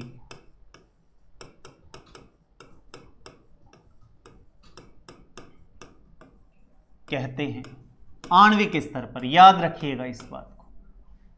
क्या कहते हैं? पुनर्संयोजी। क्योंकि आप खुद सोचिए, ऐसा करने से ही इवोल्यूशन या उद्विकास या नए लक्षण या पुनर्योजी समूह हमें देखने को मिलते हैं। जब गुणसूत्र क्या हो जाते हैं? एक्सचेंज कर लेते हैं अपने खंडों का, तो ऐसी स्थिति में हमें पुनर्संयोजी देखने को मिलते हैं। एक चीज़ और बता दूं मैं आपको, ये पूरी कंप्लीट जो बताने जा रहा हूं, ये पूरी क्वेश्चन की लैंग्वेज पर निर्भर करती है। मैं सिर्फ आपकी नॉलेज के लिए बता रहा हूं। देखिए, क्रॉसिंग ओवर निम्न में से किस अवस्था में पाई जाती है? लैंग्वेज पे है, ऐसा कुछ भी होगा, सामान्यतः तो पैकाइटिन है, बात खत्म। क्लियर? लेकिन मैं बात क्या करना चाहता हूं? मैं बात करना चाहता हूं कि कुछ वैसे अगर हम प्रैक्टिकली व्यवहारिक रूप से इसे देखना चाहें तो इसका मैं क्या पूछना चाहता हूँ, मैं ये पूछना चाहता हूँ कि क्रॉसिंग ओवर घटना होने के बाद दिखाई कब देती है? हो जाती है, ये हो गई, लेकिन ऐसा दिखाई कब देगा हमें? ऐसा दिखाई कब देगा? ऐसा दिखाई देता है डिप्लोटीन में। किस में दिखाई देता है? डिप्लोटीन में। अच्छे तरीके से याद रखिएगा, मैंने सिर्फ नॉलेज के लिए बताया है ये, इसलिए लिखा नहीं है बोर्ड पे, क्योंकि बुक्स में, एग्जाम्स में जो प्रश्न पूछा जाता है पैकाइटिन पे पूछा जाता है, किस में पाई जाती है। लेकिन मैंने आपको बोला अगर ऐसा उसे पूछना होगा ना तो लैंग्वेज को बड़े अच्छे तरीके से इस्तेमाल करेगा। और कई बार जो आपने देखा होगा ना कि मिसगाइड होते हैं या ऐसा लगता है कि नहीं सर कुछ बुक्स में डिप्लोटीन लिख रखे, वो इस बेस पे लिखी हुई मिलेगी आपको कि दिखाई मतलब घटना घटित होने के बाद में कब दिखाई देते हैं। एक्सचेंज जिन क्रोमेटिड, या मैं कहूं एक्सचेंज जिन क्रोमोसोमल सेगमेंट्स का होता है वो कब दिखाई देते हैं? डिप्लोटीन में दिखाई देते हैं। क्लियर है? क्या हो गया ये क्रॉसिंग ओवर हो गया। इससे रिलेटेड कुछ बातें हैं उनको भी देख लेते हैं हम। देखिए, गुणसूत्रों में जीन विनिमय को काइज़मेटा बनने की संख्या के आधार पर 3 प्रकार से विभक्त किया जा सकता है। किसकी संख्या पर? कियाज़मेटा की संख्या पर। कियाज़मेटा क्या है? कियाज़मेटा जब हम सेल डिवीजन पढ़ेंगे मैं अच्छे से बताऊंगा कि जब क्रॉसिंग ओवर होता है तो 2 नॉन सिस्टर क्रोमेटिड्स होते हैं, वो इस तरह से आते हैं। आई बात समझ में? और एक जिप चेन की तरह खुलते नजर आते हैं। आ गई बात समझ में? अंत में जो होता है कियाज़मेटा के बाद में वो टर्मिनलाइजेशन, उपांत्य भवन होता है, टर्मिनलाइजेशन। क्लियर है? तो पहला है एकल जीन विनिमय, दोहरा जीन विनिमय और बहु जीन विनिमय, मल्टीपल क्रॉसिंग ओवर। एकल का मतलब एक कियाज़मेटा, दोहरा मतलब 2 कियाज़मेटा और 2 से अधिक कियाज़मेटा का निर्माण होना मल्टीपल क्रॉसिंग ओवर को प्रदर्शित करेगा। देख लीजिए आप, क्या इसमें समजात गुणसूत्र का एक अर्ध गुणसूत्र या क्रोमेटिड ही जीन विनिमय की क्रिया में भाग लेता है एवं इनकी एक युगली में केवल एक काइज़मेटा या कियाज़मेटा की बात होता है। इसे एकल जीन विनिमय कहते हैं। 2 हों, 2 या 3 अथवा 4 भाग लें तो उसे दोहरा जीन विनिमय, डबल क्रॉसिंग ओवर कहेंगे। और यदि इससे ज्यादा हो तो उसे क्या कहेंगे? मल्टीपल, बहुगुणित जीन विनिमय। इसे एक डायग्राम से समझते हैं। इस परिभाषा पे क्यों जाएं हम, एक सिंपल डायग्राम देखते हैं। देखिए, अगर आपको एकल जीन विनिमय देखना है तो एकल जीन विनिमय कुछ इस तरह से देखने को मिलेगा आपको।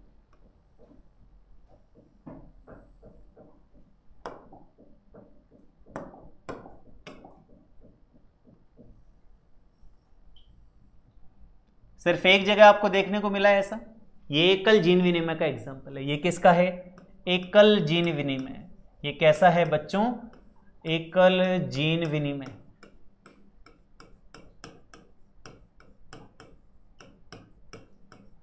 दूसरा देख लीजिए आप, दूसरा देखते हैं, दोहरा जीन विनिमय।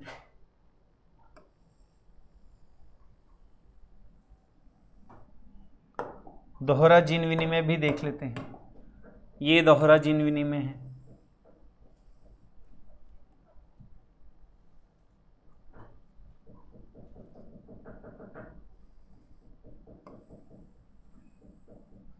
ये दोहरा जीन विनिमय हो गया। कैसा हो गया? ये दोहरा जीन विनिमय हो गया।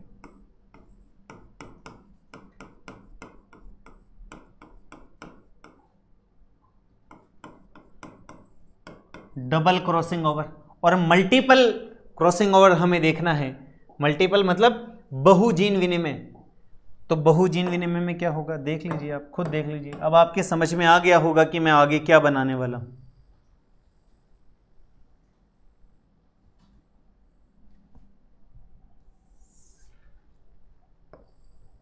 खैर, मुझे बनाने की नीड होनी नहीं चाहिए, फिर भी मैं आपकी सुविधा के लिए, कि आपको लगे कि मल्टीपल क्रॉसिंग ओवर का मतलब क्या है।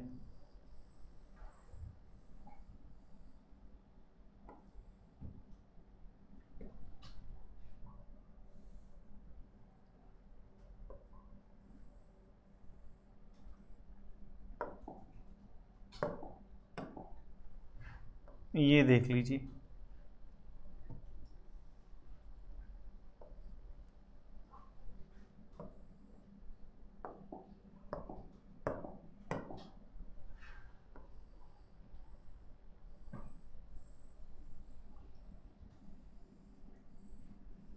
ये मल्टीपल है, ये बहुजीन विनिमय, ये 2 से अधिक होने पर ही आपको मिल जाएगा। लेकिन अगर हम देखें ये एकल है, ये दोहरा है और ये एकल है, तो ये कैसे हैं? ये बहुजीन विनिमय। क्लियर है? क्लियर है बच्चों? आई थिंक आपके ये क्लियर हो गया होगा। 1 है, 2 है, 3 है, मैं यहाँ तक भी इसे समाप्त कर सकता हूँ और लिख सकता हूँ बहुजीन विनिमय। बहुजीन विनिमय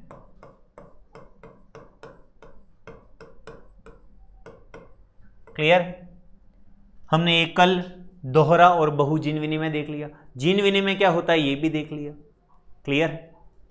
देखिए अब इसके आगे चलते हैं, आगे देखते हैं कि क्रॉसिंग ओवर को कौन कौन से कारक प्रभावित करते हैं, जीन विनिमय को कौन कौन से कारक प्रभावित करते हैं। तो देखिए दूरी, क्यों? क्योंकि देखिए हमने है ना अभी अभी लिंकेज पढ़ रखा है, तो लिंकेज पढ़ने से हमें क्रॉसिंग ओवर भी क्लियर हो जाता है। क्लियर? क्या हमने वहां पर कहा था कि अगर जीनों के मध्य दूरी कम होगी तो संलग्नता बढ़ेगी, और जीनों के मध्य दूरी अधिक होगी तो क्या होगा? क्रॉसिंग ओवर अधिक होगा। टेम्परेचर को अगर देखें, टेम्परेचर बढ़ेगा तो क्रॉसिंग ओवर की वैल्यू भी बढ़ेगी। ठीक है? एक्सरे रेज होती हैं, उसके कारण भी जीन विनिमय की प्रवृत्ति या दर बढ़ जाती है। उम्र के साथ साथ क्रॉसिंग ओवर की वैल्यू घटती जाती है। उम्र के साथ साथ क्रॉसिंग ओवर की वैल्यू यानी कि जीन विनिमय कम होता चला जाता है। यंग पीपल में अधिक होता है क्या? जीन विनिमय या क्रॉसिंग ओवर। ठीक है? सेक्स, फीमेल में क्रॉसिंग ओवर अधिक होता है किसकी तुलना में? मेल के तुलना में। और मेल में क्या हो रहा था? लिंकेज अधिक हो रही थी। ये दोनों कंसेप्ट याद रखिएगा, वहां पे मेल फीमेल में चक्कर पड़ जाएगा अगर जरा सा भी हम चूके 5 मार्क्स जाएंगे। लिंकेज किस में ज्यादा थी? मेल में। और क्रॉसिंग ओवर किस में ज्यादा है? फीमेल में। क्लियर है? नर ड्रोसोफिला में क्रॉसिंग ओवर पूर्णतः अनुपस्थित होती है।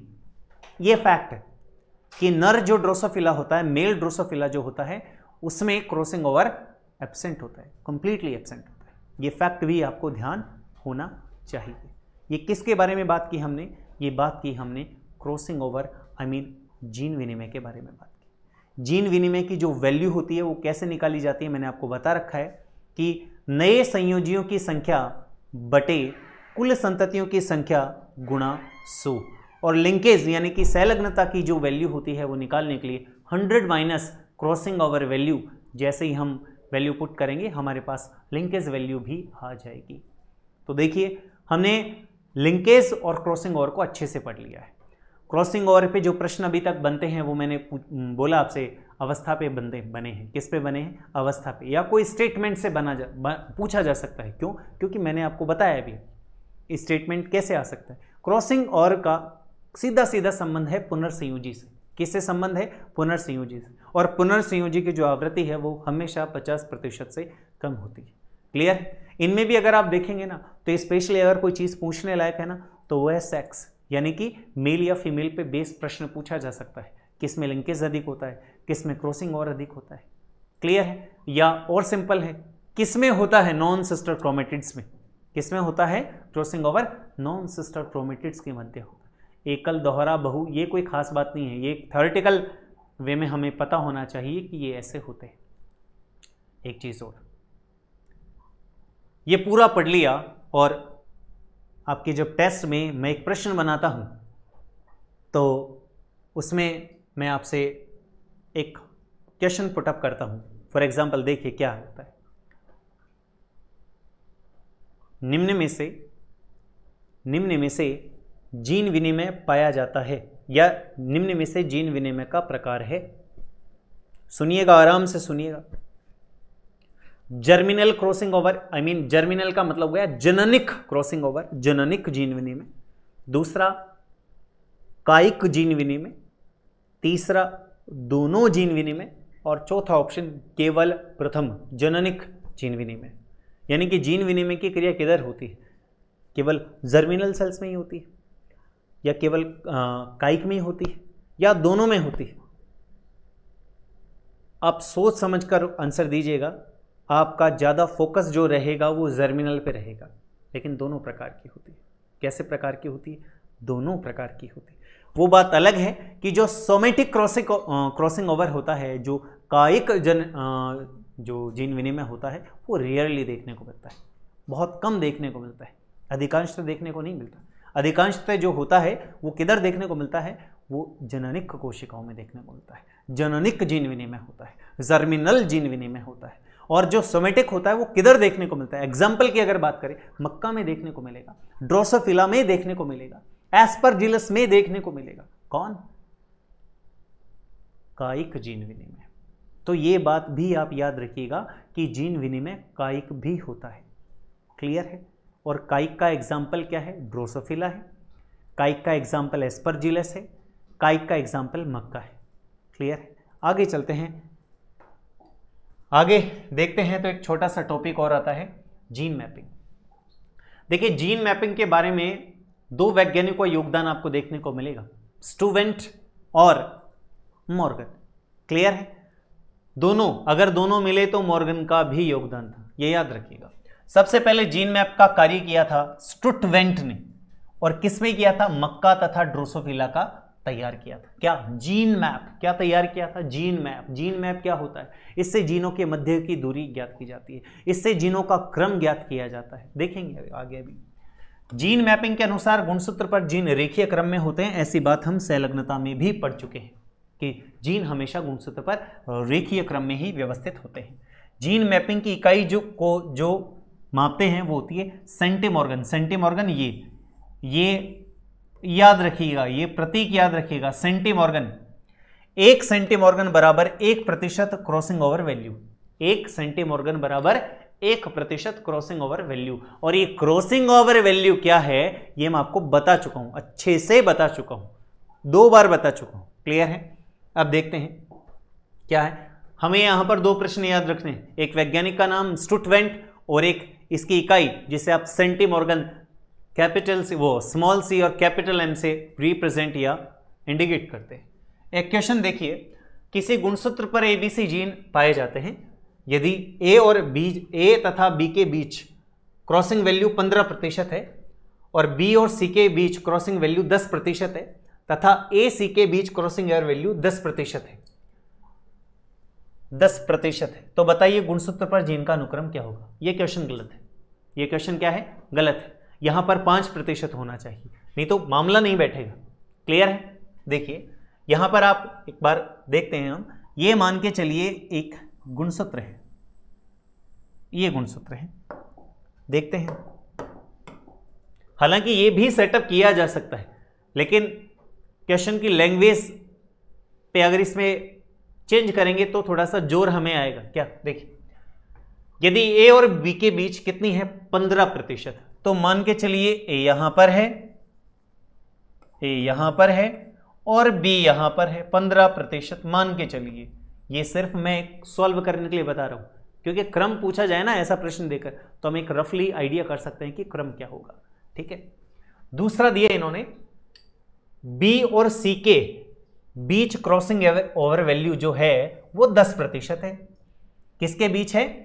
बी और सी के बीच, और ए और सी के बीच जो है वो 10 है। आप किसी को भी एक को 5 करिए तभी आएगा, नहीं तो आगे भी ले जा सकते हैं हम। आगे ये बात समझ में, किसी को भी 5 कर लीजिए, क्रम में कोई खास अंतर आपको देखने को नहीं मिलेगा। देखिए, जैसे मान के चलिए हम लिखते हैं 15% है, बी और सी के बीच 10 है और ए और सी के बीच 10 है, तो आप ऐसा करिए, इसको 5% कीजिए, बी और सी के बीच 5%, इसको कितना कीजिए? 5% है। फिर देखिए क्वेश्चन, 5%, ये कितनी है बच्चों? 5%, 5। ठीक है? अब देखिए, बी और सी के बीच 5% है। अगर आप जल्दबाजी करेंगे और बी और सी के बीच यहां पर 5% लागे आप ले देंगे और वहां पर क्रम भी होगा। आगे ही बात समझ, लेकिन ऐसा है नहीं। देखिए मैंने क्यों 5% की, क्या इंटरेस्ट क्रिएट होता है इस क्वेश्चन में 5% करने के बाद? आगे ही बात समझ में आ गई। देखिए क्या करते हैं, कोई बच्चा यहां पे करता है सी, कर दिया, कितना किया उसने? जस्ट सपोज मान के चलिएगा 5%। क्लियर है? क्या किया उसने? सी लिखा, यहां पे क्या लिखा? सी, क्योंकि हो रहा है, उसने वो खुद कह रहा है, खुद अज्यूम कर रहा है ए और बी के बीच 15%, बी और सी के बीच 5%, ठीक है। और आगे लिखता है ए और सी के बीच 10% है, ए और सी के बीच 10% है, मान लेगा है, और ऐसी स्थिति में गलत हो जाएगा। आपको क्या करना है, दिशा थोड़ी दे रखी है, क्लियर। बी और सी के बीच 5%, ये 10 है, ये 15 है, ये तो हमें पता है, ये 15 है, हमें ये पता है, बिल्कुल पता है, क्वेश्चन में दी गई है। हमें तो अब अरेंज करना है। अब क्या दिया हमें दिया बी और सी के बीच 5%, बी यहां पे है और ये लगभग 15 है, तो अगर मैं इसके 3 टुकड़े करूं तो अप्रोक्स इतने होंगे, तो यहां पर मैं एक अनुमान से यहां पर सी लिख देता हूं, ये 5% आ गई, ठीक है। आगे चलते हैं, आगे देखते हैं, तो लिखा हुआ है कि ए और सी के बीच 10 है, ए और सी के बीच 10 है, बिल्कुल 10 है, क्योंकि अगर ये टोटल 15 है, 15% है, उसमें से 5 यहां है, तो बिल्कुल ए और सी के बीच में कितनी है, 10%। अब इसने क्या पूछा, इसने पूछा क्रम बताइए सर, क्रम बताइए। इस गुणसूत्र पर अगर इस वैल्यू पर अगर जीन रखे हुए हैं या पाए गए हैं, तो उन जीनों का क्रम होगा ACB। क्या क्रम होगा, ACB। जीन का क्रम क्या होगा बच्चों, ACB।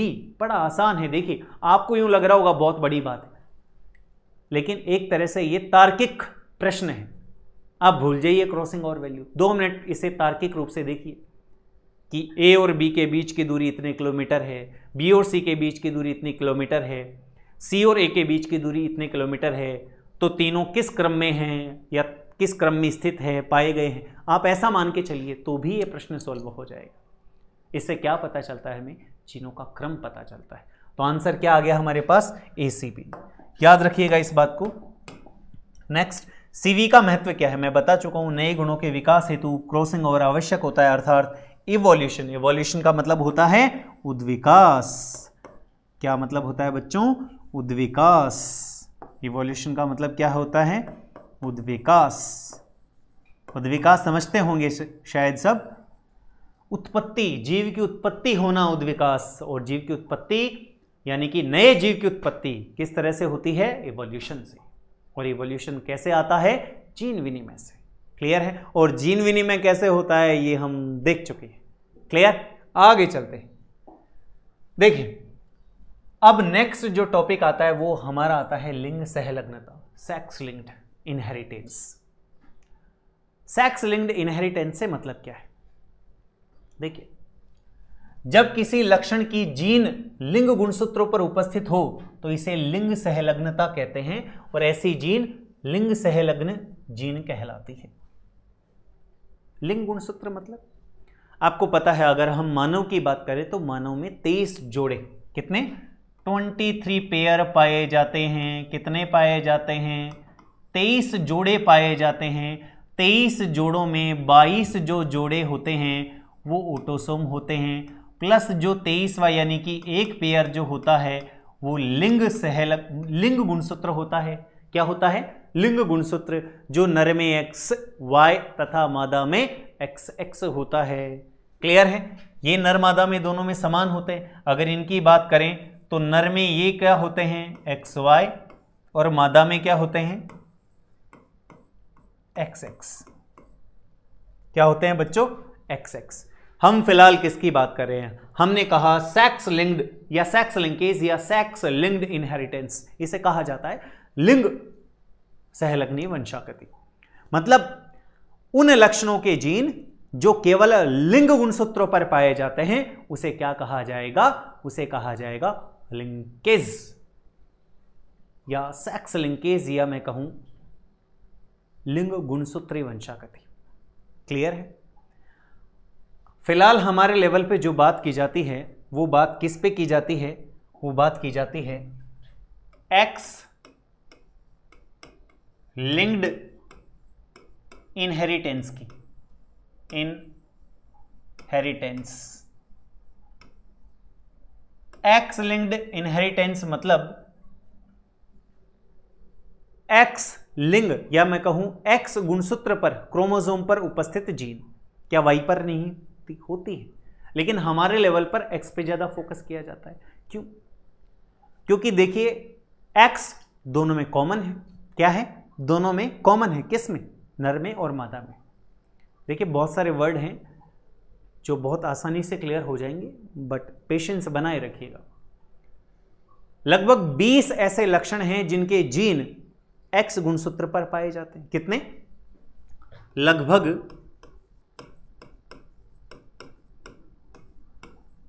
20 लक्षणों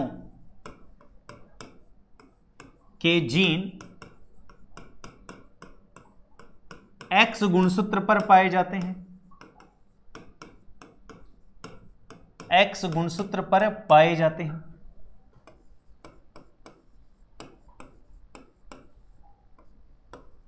इसे क्रिस क्रॉस, क्रिस क्रॉस का मतलब होता है आड़ी तिरछी वंशागति भी कहते हैं। वंशागति भी कहते हैं। क्या कहते हैं इसे? Criss cross. मतलब ये रेंडमली जा सकते हैं, नर मादा नर। आगे बात समझ में, इसे देखेंगे हम। तो ये बात आपके समझ में आ जानी चाहिए कि हम क्या कहना चाहते हैं। नेक्स्ट, लिंग सहलग्नता के प्रकार। पहला आता है एक्स सहलग्नता। हमने वही बात की है कि ऐसे लक्षण जिनकी जीन एक्स गुणसूत्र पर पाई जाती है, एक्स लिंग सहलग्नता लक्षणों की वंशागति नर और मादा दोनों के द्वारा की जाती है। क्यों? क्योंकि दोनों में ये क्या है?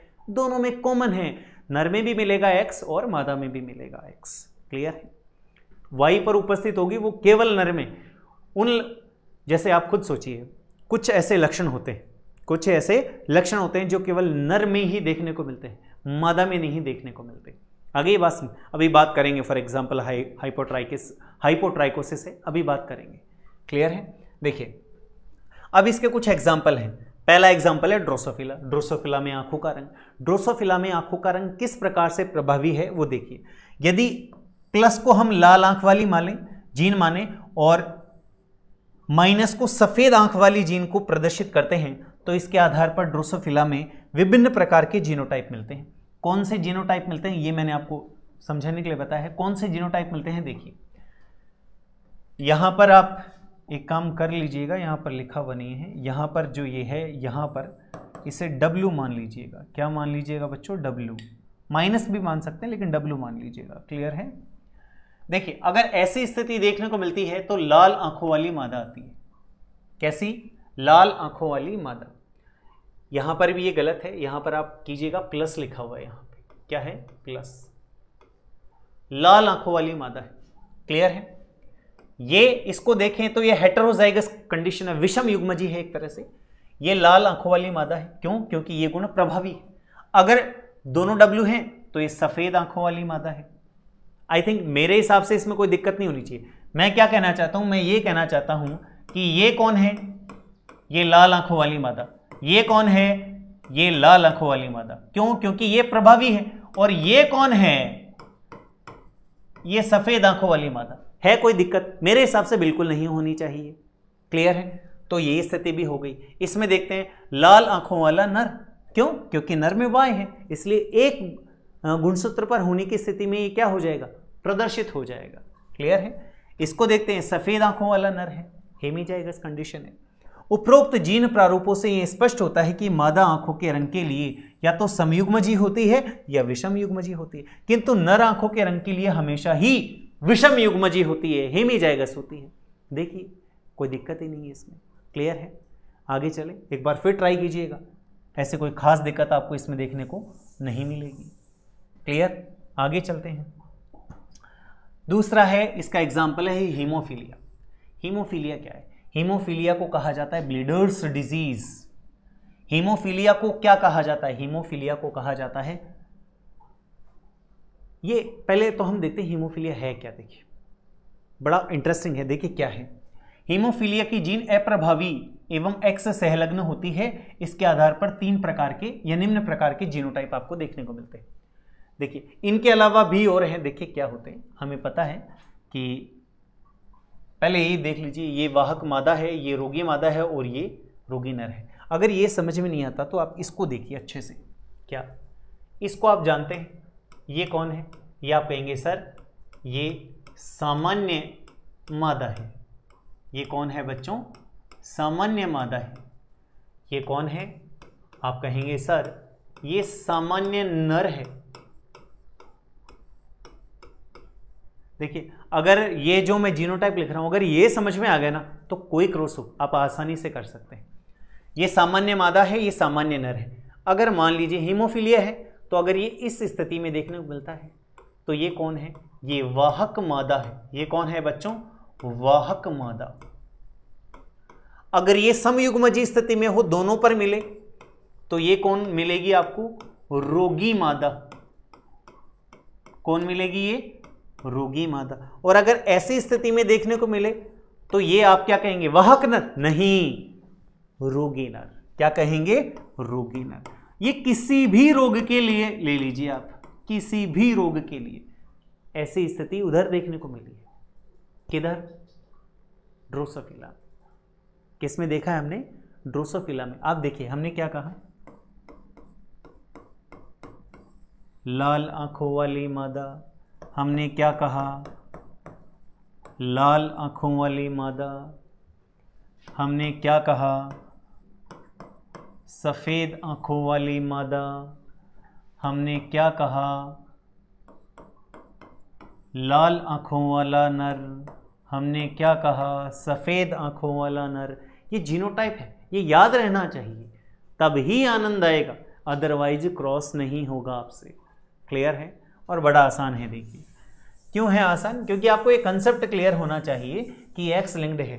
ये क्या होती हैं? मादा में हमेशा समयुग्मजी होने पर प्रभावी होती हैं और नर में विषम युग्मजी होने पर प्रभावी हो जाती हैं। क्लियर है? मादा में विषम युग्मजी होने पर प्रभावी नहीं होती, आई मीन केवल वाहक होती हैं, कैरियर होती हैं। क्लियर है? आगे बात समझ में।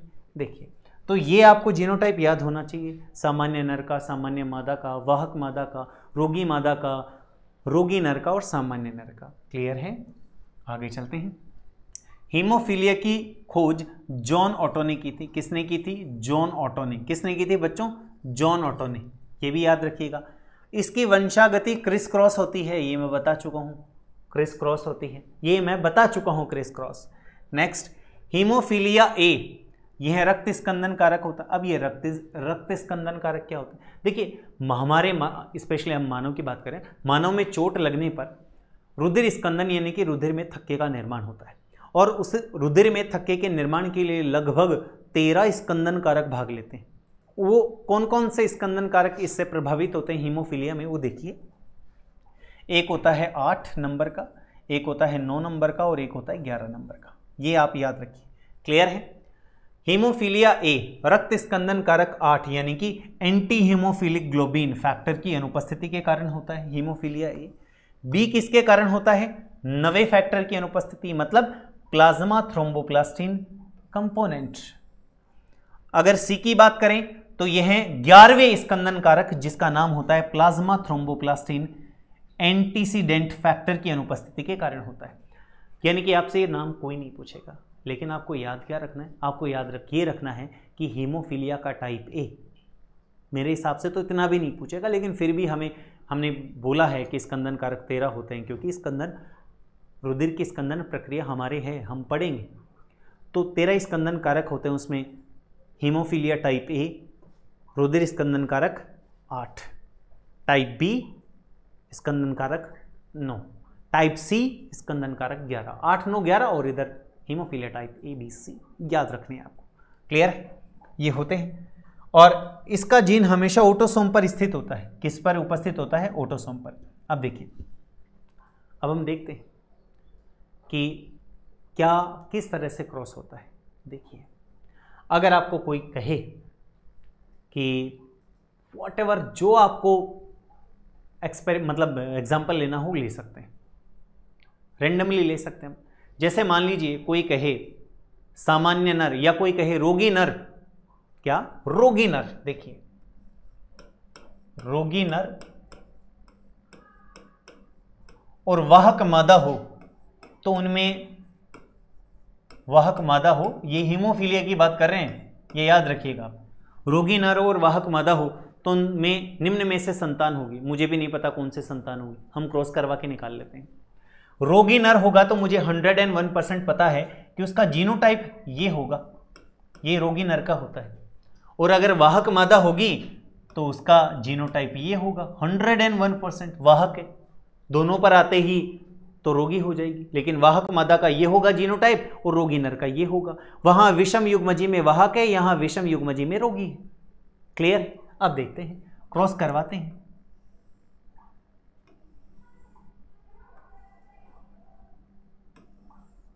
क्या आया?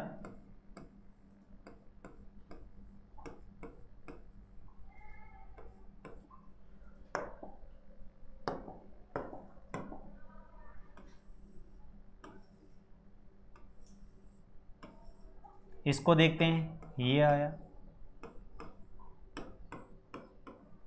क्या है ये? इनको देखते हैं तो 25% क्या है ये? 25% रोगी पुत्र। इनको देखते हैं, ये क्या है? 25% सामान्य पुत्र। देखिए बड़ा आसान है, पता नहीं बच्चों को ये क्रॉस इस तरह, वो क्रॉस तभी डिफिकल्ट लगेगा जब तक आपको ये जीनोटाइप याद नहीं हो। याद क्या करना है इसमें? सामान्य नर का आपको पता नहीं, सामान्य मादा का आपको पता नहीं, रोगी मादा का आपको नहीं पता, समयुग्मजीय अवस्था में होगा। और रोगी नर चूंकि एक ही एक्स है, दूसरा तो वाई है, ऐसी स्थिति में रोग प्रदर्शित हो जाएगा नर में, तो नर में विषम युग्मजीय अवस्था में आ जाएगा। और अगर मान लीजिए मादा के एक ही एक्स गुणसूत्र पर है, दूसरे पर नहीं, तो ऐसी स्थिति में मादा रोगी क्यों नहीं होती? मादा वाहक होगी, रोगी नहीं होगी। क्लियर है? इसको देखते हैं, ये कौन है? 25% रोगी पुत्रियां, रोगी हैं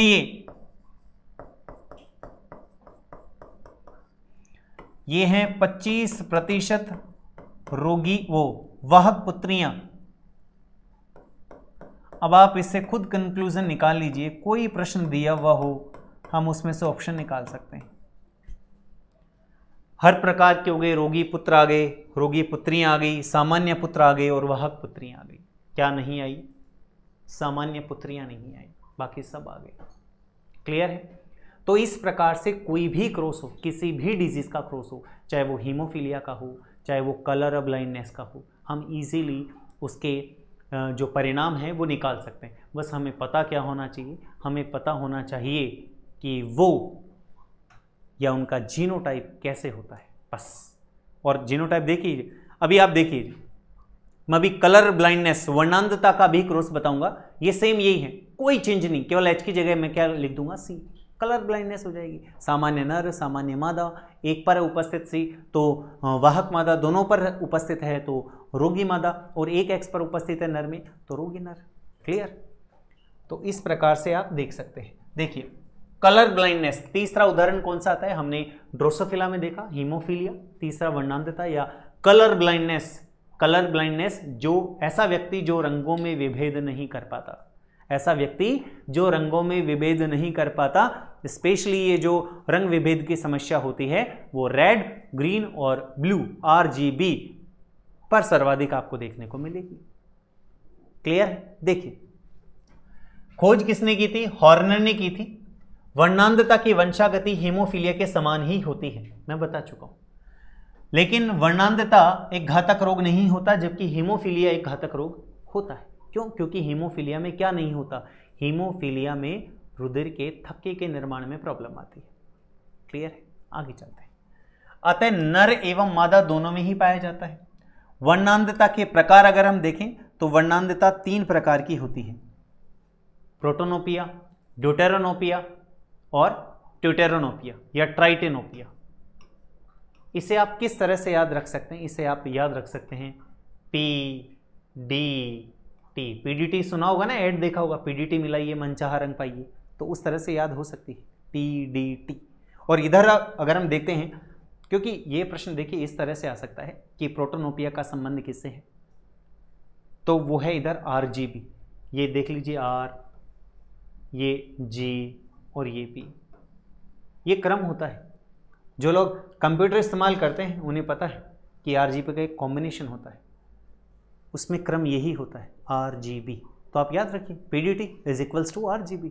कोई सा भी पूछे वर्णक आपसे, प्रोटोनोपिया है, ड्यूटेरोनोपिया है, ट्राइटेनोपिया है, उस स्थिति में आप रेड, ग्रीन और ब्लू तीनों के बारे में बता सकते हैं कि किसकी कमी के कारण किस रंग की वर्णांधता उत्पन्न होगी।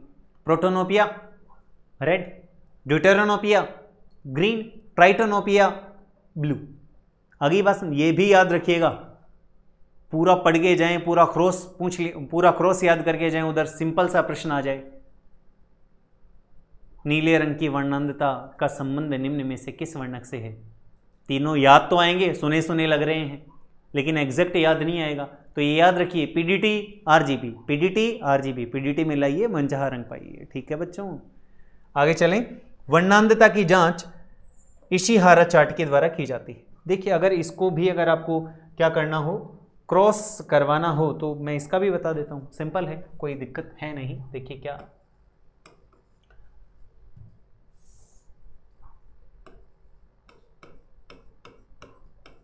सामान्य मादा,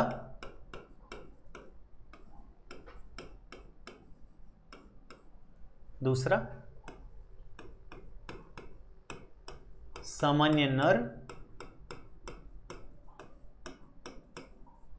तीसरा कलर ब्लाइंडनेस है तो मैं सी से रिप्रेजेंट करूंगा इसे, वाहक मादा,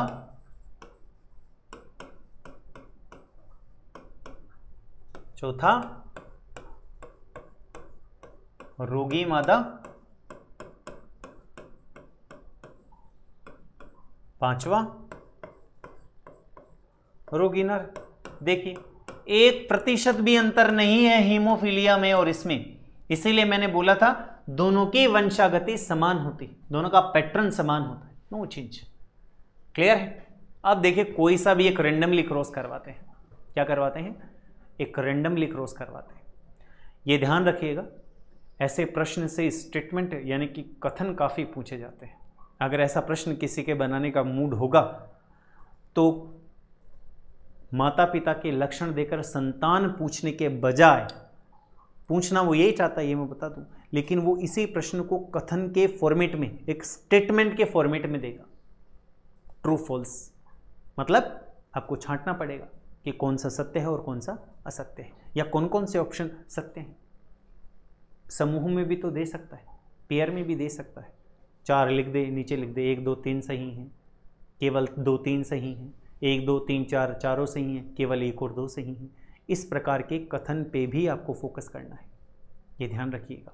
ये इस प्रकार का प्रश्न इसमें से पहले आ चुका है, किसमें से? कलर ब्लाइंडनेस में आ चुका है। इसलिए मैंने बोला कि कथन पे याद रखिएगा, और कथन तभी संभव हो पाएगा जब आपको क्रॉस आता है। क्योंकि अगर कथन ऐसा नहीं है कि आपको कथन याद रखने, एक भी कथन आपको याद नहीं रखना। जो बोल रहा है क्वेश्चन में वो आप क्रॉस साइड में करवा लीजिए, और जितने कथन स्टेटमेंट आपको दे रखे हैं सारे स्टेटमेंट को उस पर अप्लाई करिए। जो जो अप्लाई होता है वो सारे स्टेटमेंट राइट हैं, बाकी सब गलत है। क्लियर है? 100% क्लियर है।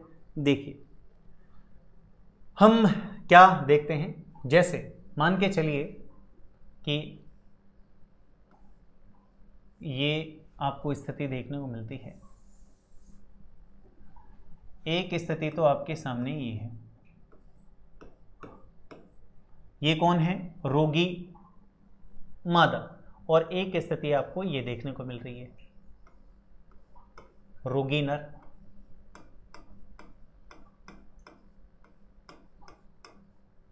या इसको भी वाहक लेते हैं, वाहक क्रॉस करवाते हैं, वही पैटर्न आपको पता है।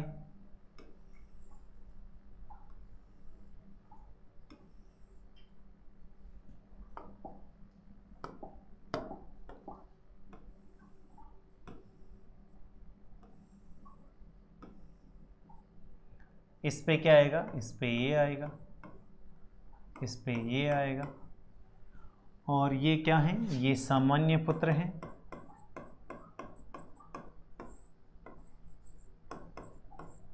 और ये कौन है? ये रोगी पुत्र हैं।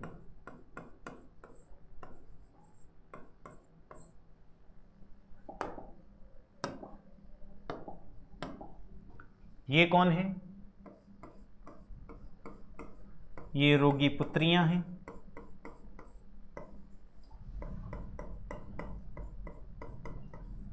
और ये कौन है, ये सामान्य पुत्रियां हैं। बिल्कुल, ये कौन है, सामान्य पुत्री। रोगी नर वाहक मादा, वाहक मादा। और हीमोफीलिया में जो क्रॉस करवाया था वो भी देख लिए हम, रोगी नर और सामान्य, इसमें वाहक पुत्रियां थी और रोगी पुत्रियां थी। इसमें भी फिर वाहक ही आएंगे। देखिए, अगर ये पहला उसके साथ हो रहा है और दूसरा उसके साथ, यहाँ पर हमसे मिस्टेक हो रही है, एक्स वाई नहीं है, यहाँ पे जो आएगा वो एक्स सी, ये उससे हुआ है और फिर ये उससे हुआ है, तो ये आएगा वाहक पुत्रियां, वाहक पुत्रियां।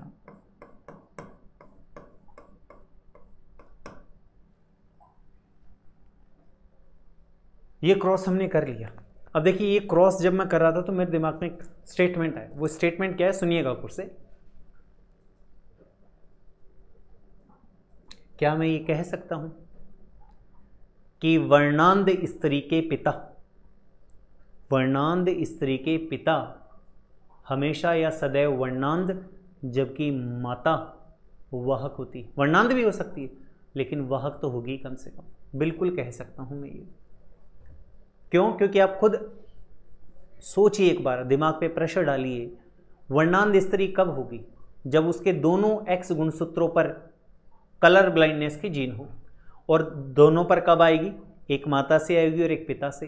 पिता से आएगी तो पिता रोगी स्वतः ही हो गए, और माता से एक एक्स सी आया तो एटलीस्ट वो वाहक तो है ही, रोगी है या नहीं लेकिन एटलीस्ट वाहक तो होगी ही होगी। ये इस टाइप के कथन आ जाते हैं। ये ऐसा है तो निम्न में से कौन कौन सा कथन सही है, कौन कौन सा कथन गलत है, ये आप थोड़ा सा अपने दिमाग। और ये देखिए, ना तो रटा जा सकता है, कोई नहीं रट सकता इन चीज़ों को। इनका simple format, x linked inheritance के जितने भी क्रॉस हैं वो सबसे आसान क्रॉस हैं, ये याद करके चलिएगा, मान के चलिएगा इस चीज़ को।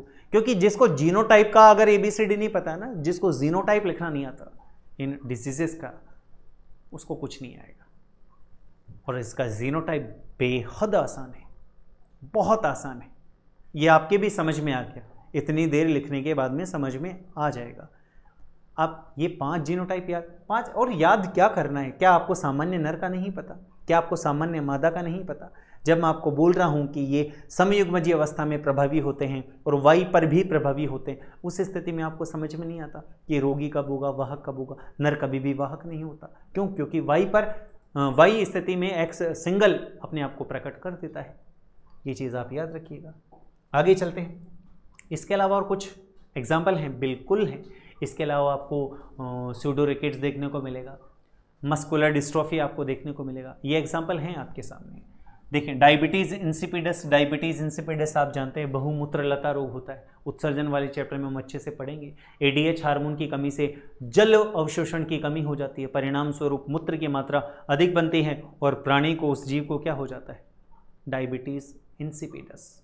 डायबिटीज़ मेलिटस की बात नहीं कर रहा मैं बात कर रहा हूँ डायबिटीज़ इंसिपिडस। खैर उधर ही बात करेंगे, आप इतना सा ध्यान रखिएगा। लेकिन क्योंकि ये कई बार आता है ना इंसिपिडस और मेलिटस, तो बच्चे कंफ्यूज हो जाते हैं। डायबिटीज़ इंसिपिडस का मतलब है बहुमूत्रलता, यानी कि मूत्र का अधिक निर्माण। क्यों है वो मैं बता चुका हूँ। एंटी डायूरेटिक हार्मोन, या जिसे वैसोप्रेसिन भी कहते हैं, डक्कन मस्कुलर ट्रॉफी और सूडो रिकेट्स बता चुका हूँ। और दांतों का विरूपित इनेमल जानते हैं, दांतों के ऊपर जो आवरण मिलता है वो इनेमल का होता है, सबसे कठोर माना जाता है बॉडी में।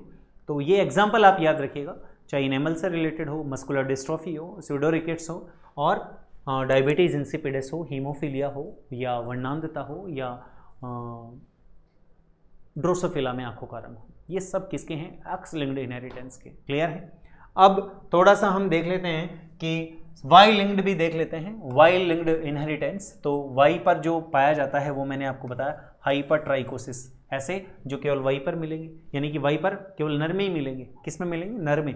जैसे हाइपरट्राइकोसिस क्या होता है? कान पर बाल आना। आपने कभी देखा है स्त्री के कान पर बाल होते? नहीं होते, नर में होते हैं। मतलब कान पर बाल आना जो घटना है या जो लक्षण है वो वाई जीन के द्वारा नियंत्रित किया जाता है, और Y gene only found in male, that's why this disease only found in males. Clear है? TDF वाली जीन जिसे टेस्टिस डिटर्मिनेटिंग फैक्टर डिस्ट्रोफिन का भी आपने नाम सुना होगा, तो वो भी केवल किस में मिलती है? नर में देखने को मिलती है। आगे बात समझ में? आगे देखते हैं लिंग सहलग्न लक्षणों की वंशागति। वंशागति के दो प्रकार हैं। पहला है क्रिस क्रॉस। क्रिस क्रॉस मैंने आपको बता दिया, नर से मादा, यानी कि पिता है, पिता से पुत्री और पुत्री से दोहिते में। लड़की की संतान को दोहिता कहते हैं। इंग्लिश में ग्रैंडसन कह सकते हैं, लेकिन अगर हम हिंदी में बात करें भारतीय संस्कृति में तो उसे दोहिता कहा जाता है। क्लियर है? और क्या हो सकता है? माता, माता से पुत्र में, और पुत्र से किस में जाएगी? पोती में। किस में जाएगी? पोती में। ये क्या है? क्रिस क्रॉस, नर मादा बनाती है। और देखिए इसे पहला देखते हैं डाइजेनिक। डाइजेनिक में हमेशा किससे होगी? पिता से।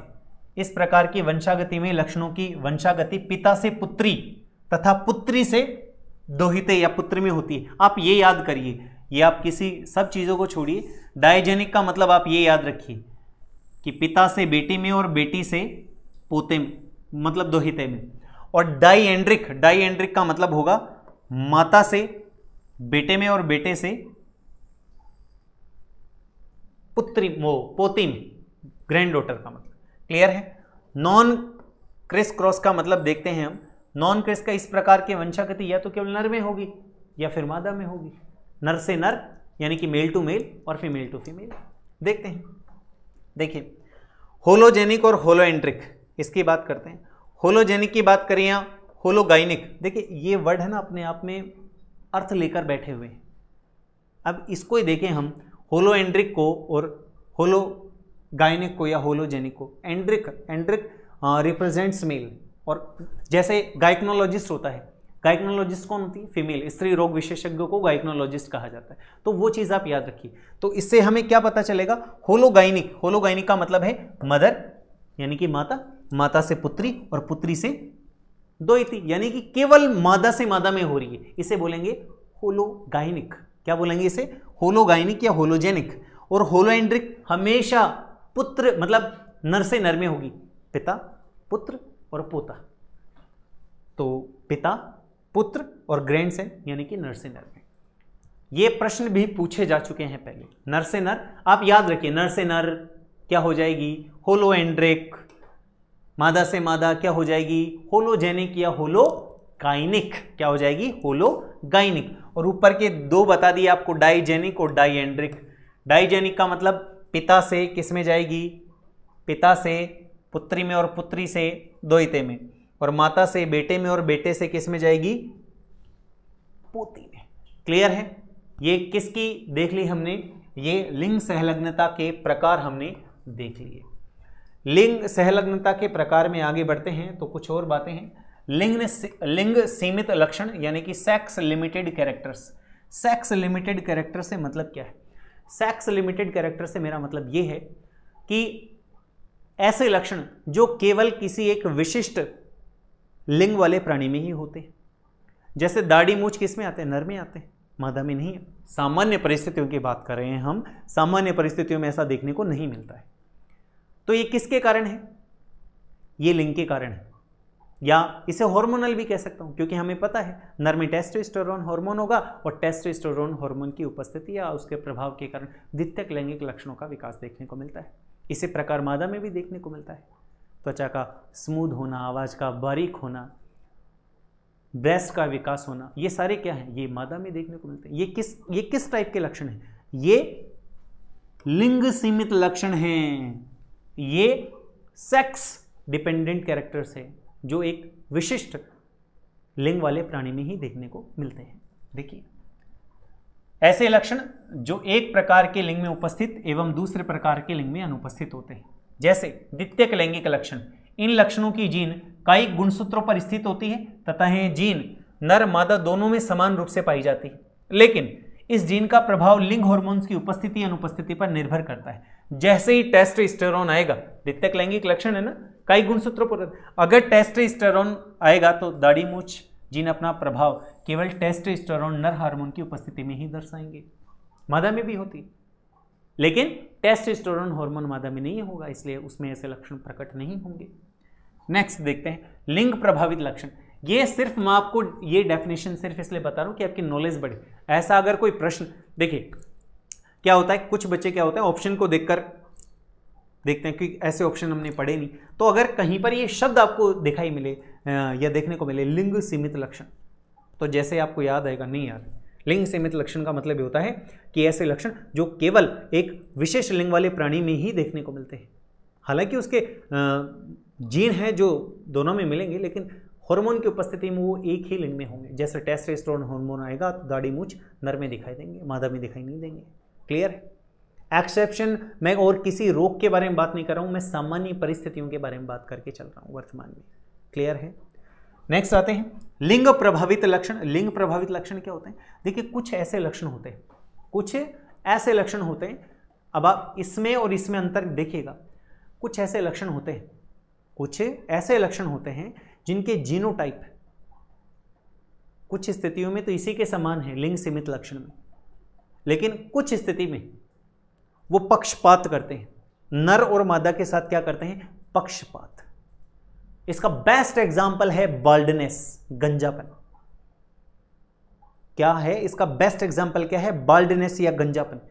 इसको अगर आप मान के चलिए कि गंजेपन का जीन बी है, मान के चलिए, तो ये समयुग्मजी, विषम युग्मजी, अप्रभावी समयुग्मजी में किस प्रकार से अपना रोल प्ले करेगा? देखिए देखिए जीनोटाइप आप मान के चलिए बी गंजेपन की जीन है, ये मैंने पहले ही बता दिया आपको। अब जीनोटाइप मान के चलिए बी, ये क्या है? ये हमें पता है ये अप्रभावी समयुग्मजी है। तो ऐसी स्थिति में नर और मादा दोनों में ही गंजापन प्रदर्शित या दिखाई नहीं देगा। गंजापन नहीं है, देखिए सर गंजापन नहीं है। क्लियर है? अब देखिए ये बी, अब ये कैसी स्थिति है? ये विषम युग्मजी स्थिति है। ये कैसी स्थिति है? विषम युग्मजी। और इस स्थिति में ही ये जीन पक्षपात करता है, भेदभाव करता है, पार्शियलिटी करता है। कैसे करता है? नर और मादा के साथ देखिए, नर में तो गंजापन दिखाई देगा ये, लेकिन मादा में दिखाई नहीं देगा। मादा में गंजापन नहीं आएगा। मादा में गंजापन एक ही स्थिति में आएगा जब ये प्रभावी समयुग्मजी स्थिति में आएगी। गंजापन नहीं आएगा, मादा में आ जाएगा, गंजापन आ जाएगा। मतलब समयुग्मजी स्थिति में तो दोनों में दिखाई देगा, लेकिन मैंने पहले ही बता दिया था एग्जाम्पल बताने से पहले कि विषम युग्मजी अवस्था में पक्षपात करता है, अप्रभावी है, यानी कि अगर स्मॉल बी है, नर और मादा दोनों में ही गंजापन दिखाई नहीं देगा। क्लियर है? लेकिन सबसे बड़ा जो प्रॉब्लम है वो ये है, विषम युग्मजी नर में गंजापन आ जाएगा, इसमें मादा में नहीं आएगा। और ये है इसमें गंजापन दोनों में आएगा, नर और मादा, यानी कि अप्रभावी समयुग्मजी में गंजापन दोनों में नहीं आएगा, प्रभावी समयुग्मजी में गंजापन नर मादा दोनों में आएगा। लेकिन इस स्थिति में आना चाहिए, लेकिन मादा में नहीं आएगा, केवल नर में आएगा। तो हमारे लिए काम की केवल बीच की है। विषम युग्मजी अवस्था में गंजेपन का जीन नर में प्रकट होता है, मादा में प्रकट नहीं होता। और मैं क्या समझा रहा था मैं आपको? लिंग प्रभावित लक्षण, यानी कि ऐसा लक्षण जिसका जीनोटाइप इक्वल है, नर में भी है और मादा में भी है, लेकिन लिंग की उपस्थिति के कारण वो अपने आप को बदल लेता है। क्या करता है? पार्शियलिटी करता है, भेदभाव करता है। विषम युग्मजी अवस्था में नर में प्रकट हो जाता है, मादा में प्रकट नहीं होता। तो आप ये भी याद रखिएगा। देखिए ये शब्द आपसे कोई क्रॉस नहीं करवाएगा, कोई आपसे जीन नहीं पूछेगा। क्या पूछने की प्रोबेबिलिटी है, संभावना क्या है? आपसे जो संभावना पूछी जा सकती है वो ये पूछी जा सकती है कि निम्न में से ऐसा कौन सा लक्षण है जो लिंग प्रभावित लक्षण है। देखिए लिंग प्रभावित और लिंग सीमित दोनों में डिफरेंस है। लिंग प्रभावित का मतलब जीनोटाइप समान होगा, लेकिन लिंग की उपस्थिति में अपने आप को प्रकट करना है नहीं करना है वो लिंग डिसाइड करेगा। और लिंग सीमित लक्षण वो होते हैं जो केवल एक विशिष्ट लिंग में ही प्रकट होते हैं। आगे ही बात समझ में? दोनों को अच्छे से देख लीजिएगा, दोनों इंपॉर्टेंट है। और मैंने आपसे बोला दोनों बड़े आसान है, बहुत आसान है। मेरे हिसाब से तो काफ़ी बच्चे समझ भी चुके होंगे कि लिंग सीमित लक्षण का मतलब आपको बताया। जैसे दाढ़ी मूछ नर में आती हैं, मादा में नहीं आती। क्यों आती हैं दाढ़ी मूछ नर में? क्योंकि जीन तो दोनों में पाए जाएंगे, लेकिन हॉर्मोन्स जैसे टेस्टोस्टेरोन मिलेगा वो द्वितीयक लैंगिक लक्षणों का विकास होगा, मादा में उसके द्वितीयक लैंगिक लक्षणों का विकास होगा। क्लियर है ये चीज़? और ये है लिंग प्रभावित लक्षण। लिंग प्रभावित लक्षण मतलब जीनोटाइप इक्वल रहेगा, लेकिन कुछ ऐसी परिस्थिति आएंगी कि सेम जीनोटाइप होने के बाद लिंग के आधार पर वो अपना प्रकट करना है या नहीं होना, ये डिसाइड करेगा। इसलिए ये कैसा है? लिंग प्रभावित लक्षण है। और लिंग प्रभावित लक्षण कौन सा है? ये है, ये एक ऐसा जीनोटाइप है जो नर में तो दिखा देता है अपना प्रभाव और मादा में अपना प्रभाव नहीं दिखाता, वो भी विषम युग्मजीय अवस्था में। ध्यान रखिएगा, सिंपल प्रश्न आए तब तो लक्षण का नाम दे देगा, और अगर उसे जटिल बनाना है तो वो समयुग्मजी विषम युग्मजी लगा कर देगा। ऐसी स्थिति में हमें ये प्रश्न आना चाहिए। इसलिए मैं सीधा सा बोल सकता था, बाल्डनेस इन ह्यूमंस, मनुष्य में गंजेपन का जीन, खत्म हो जाती बात। लेकिन अगर प्रश्न वहां आ जाता कि निम्न में से किस स्थिति में गंजापन दिखाई देता है या नहीं देता, वॉट जो भी है, it is dependent on options, उस पर दिए गए विकल्पों पर निर्भर करता है ये।